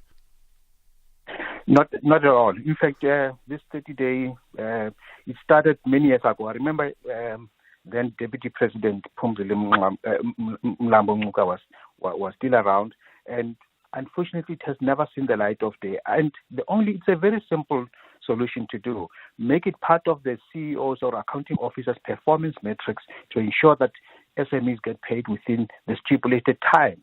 And if they don't, there should be penalties. And once people know that it's going to affect their earnings or their salaries, then they become more motivated to ensure that paying SMEs on time is something that happens. Some of us have abandoned doing business in government more than almost 20 years ago because you do provide a service and then you get delayed in payment 3 months down the line, 4 months. It creates a problem because you've got suppliers, you've got employees, you've got fixed costs and other variable costs that you need to pay.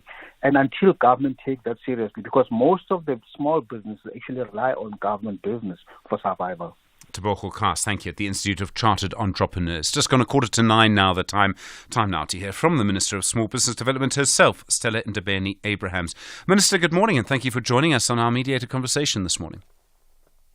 Good morning, Stephen, and good morning to the listeners and the participants of the debate. We all know that small business is important, otherwise the government would never have formed your department in the first place. How are you enabling small businesses to grow?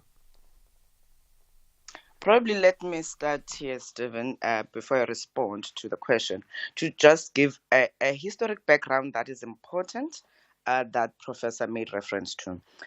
The department turned 10 years this year, which means as much as we would want to track what the department has done or failed to do, we have to have that in mind. Now, for a department to be effective, it has to have an authority, which means the regulatory power that will enable or must enable it to be able to hold whoever is contravening that is supposed to be done. Those people, they may be held accountable by a department that can act. Now, this is a department that has never had, through the portfolio committee, has never passed any legislation. The legislations that the department has been utilizing, according to the law, were legislations that were administered through the Department of Trade and Industry, which is what now we try to do, to transfer those powers to the department in order to give the department teeth that it can bite in it representing and championing the work of the SMMEs. The first thing to do that is to put a legislation in place. Yes, I know people don't like when we talk about policies, when we talk about regulations, but reality is that you can never create a conducive environment if the law does not enable you to do that. In municipalities, we see lots of informal traders and other small businesses being chased out because people use the law that is at their disposal. Now, the first thing is to deal with the basics, because you can have the department, but if it can't effect those changes, then there won't be impact. So we now finally have at least managed in this administration, the previous administration, we've managed to pass a legislation, the Small Enterprise Amendment Bill, which the President signed yesterday, which begins to respond to some of the challenges that are faced by the SMMEs of our country. So it's a step, it's a process like any other growing business, that there's building stages, there's developmental stages, then there's stages wherein you roll out your implementation plan. I do believe that in this administration, we're therefore operationalizing whatever that we have been working on.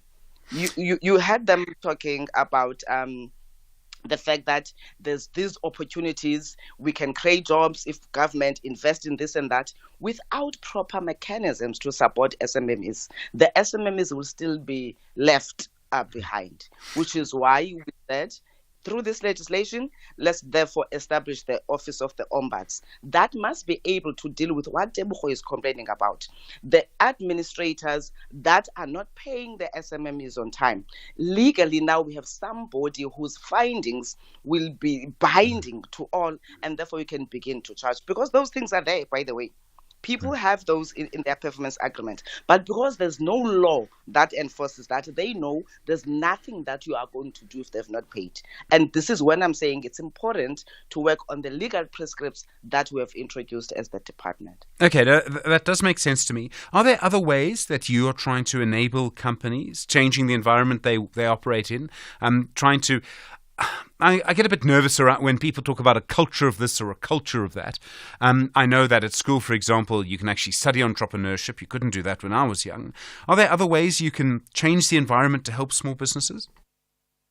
Yes, the first thing is to provide business development support, which goes back to the question that have you studied entrepreneurship or not?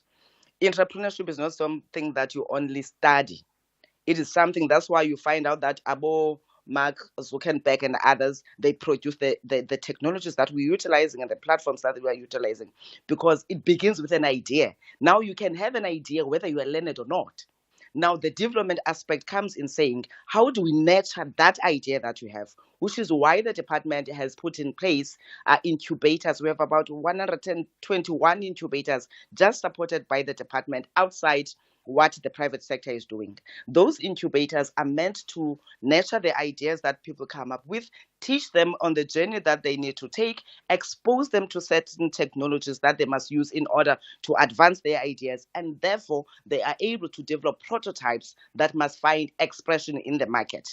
Now, when you take them to the market, this means, therefore, you've got to deal with the issues of the IP protection, you've got to deal with the issues of market price fixing, and all of those, which is why it becomes important when you have an agency that provides integrated support, because they will be taking you from particular stages up to a higher level wherein we are saying now you are able to stand on your own, and therefore we are exiting the support. And this is how we respond to that. The incubation that have ideas, but also bringing those that have not advanced or they don't have the machinery and the technologies that they can use to better their products, and therefore we then give them access to market through the support and engagement with the private sector. The department has the National Integrated Small Enterprise Development Framework, which is an ecosystem approach where we've engaged the big corporates, government, SMMEs themselves to say there's a need for us to work together, because people must be able to consume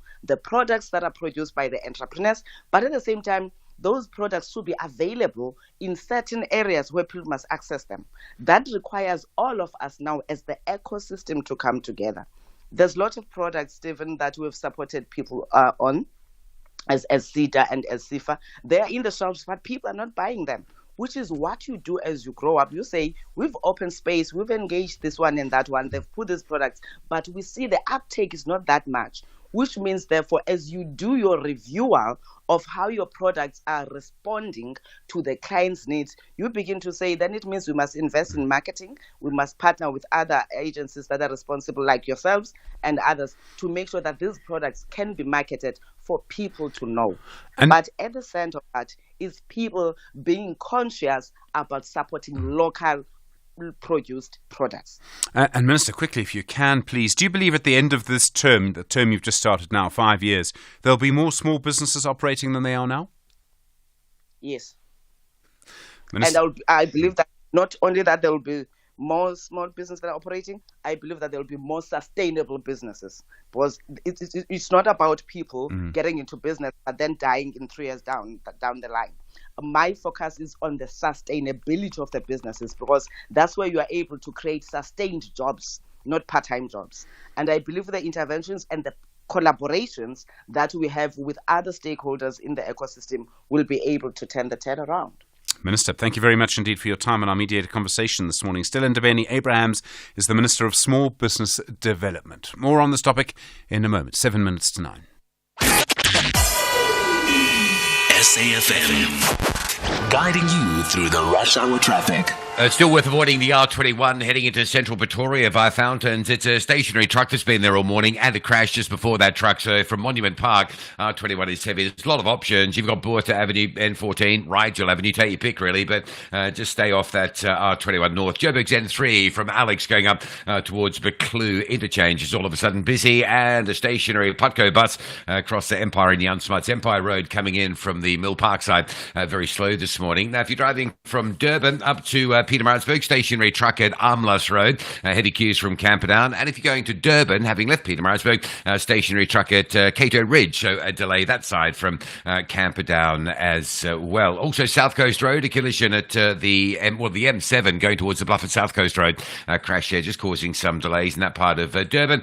Cape Town's still very slow, as we've been warning. You really need a lot of extra time to get through the traffic conditions. It's wet. It's a Wednesday midweek, so it's a high sort of office day for the hybrid workers. So big volume, slow speeds all over.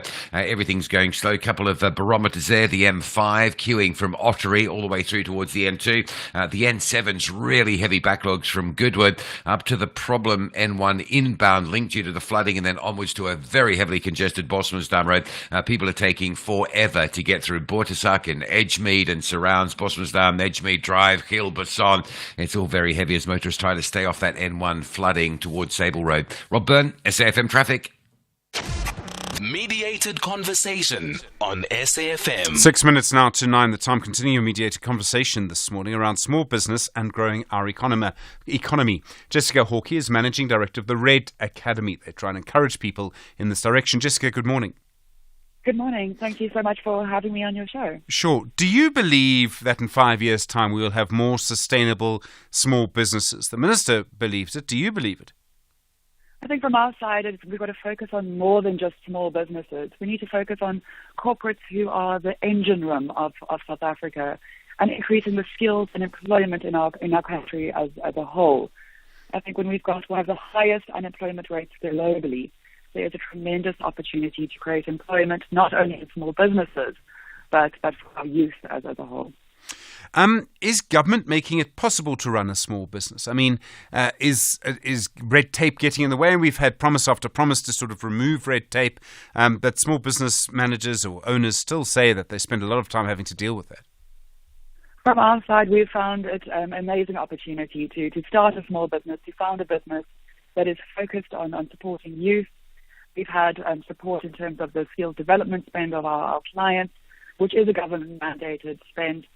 So from my side, I found it a tremendous opportunity to be a part of the change and to launch a small business in this country.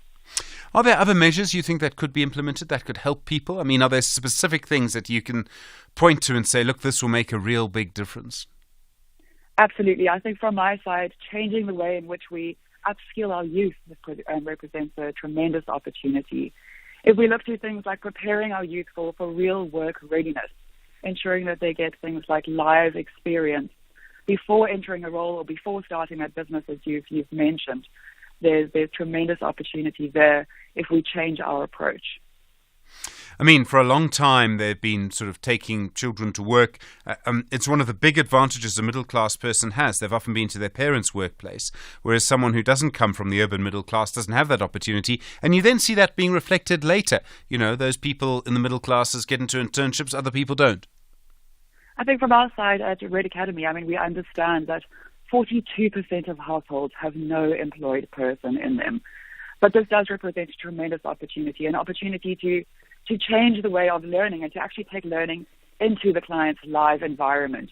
We train our matriculant youth in software careers, and we do this with offering the live experience throughout, customized training to our clients' needs, preparing the youth for a role, but more importantly, embedding them in that workplace culture, embedding them in that live experience, getting them to grips with the opportunities and to really change that way that you've just mentioned of not being exposed to the workplace, but to rather take training to the workplace, to remove it from a classroom and really represent this opportunity to combine the two and prepare our youth for careers, to be aligned to what clients need, to be aligned to corporate needs.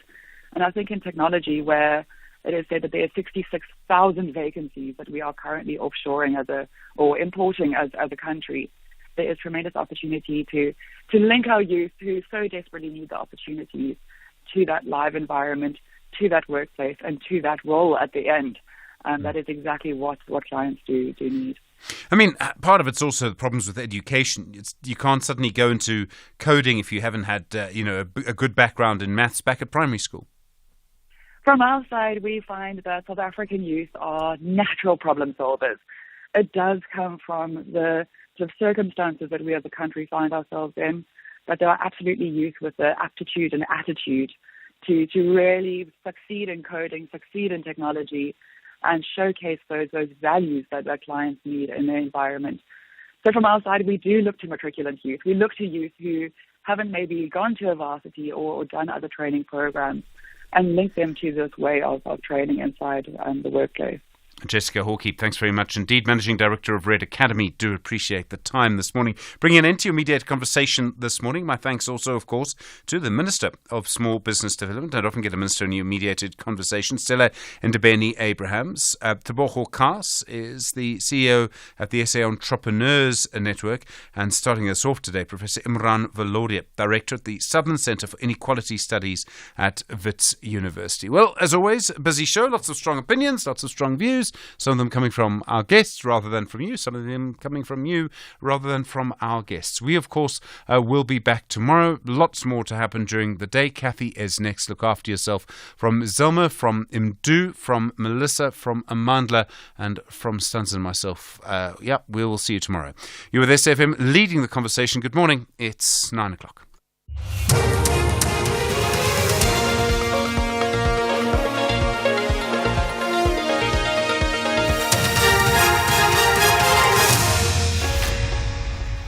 Top stories for this hour. Suspects arrested in connection with the hijacking. An inquest into Enyobeni Tavern tragedy continues today. Good morning, I'm Eva Chipa. 6 suspects have been arrested in connection with the hijacking and illegal possession of a firearm in Philippi on the Cape Flats. The Metro Police spokesperson, Ruth Solomons, says the officers spotted a vehicle in the area that had been reported as hijacked in Mitchell's Plain. She says 2 occupants got out the vehicle and ran towards another vehicle which had 4 other suspects. Solomons says the suspects will appear in court soon. The officers managed to stop the vehicle and apprehended all 6 suspects. Inside the vehicle, the officers recovered a 9mm Browning pistol with the serial number filed off and 24 different caliber rounds. The 6 suspects aged between 22 and 33 were arrested for hijacking, possession of a hijacked vehicle, possession of a prohibited firearm, and illegal possession of ammunition, and detained at Philippi SAPS. The former police lead investigator, Brigadier Mxolisi Mkhatshanya, is today expected to continue with his testimony in the Enyobeni Tavern tragedy inquest in the Mdatsane Regional Court in East London in the Eastern Cape. The aim of the inquest, which started on Monday, is to establish if anyone can be held criminally accountable for the deaths of 21 teenagers inside the tavern 2 years ago. During his testimony yesterday, he said the tavern owners should be criminally charged because the deaths could have been avoided if the tavern had enough ventilation and more than one exit point.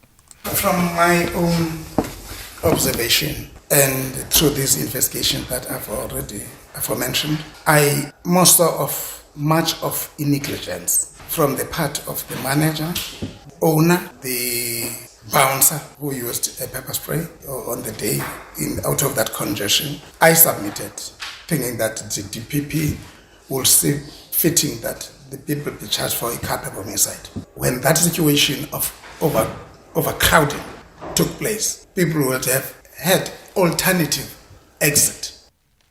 In other news, the DA's chairperson of the Federal Council, Helen Zille, says it does not make any sense for someone who doesn't understand the independence of the judiciary to serve on the Judicial Service Commission.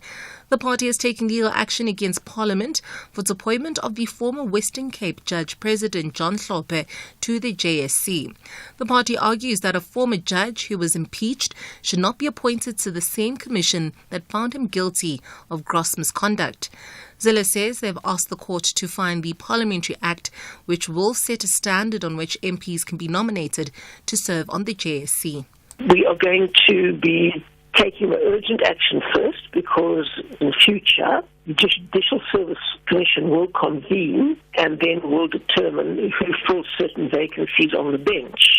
So we need to make sure that we've got a very, very good Judicial Service Commission to make that choice.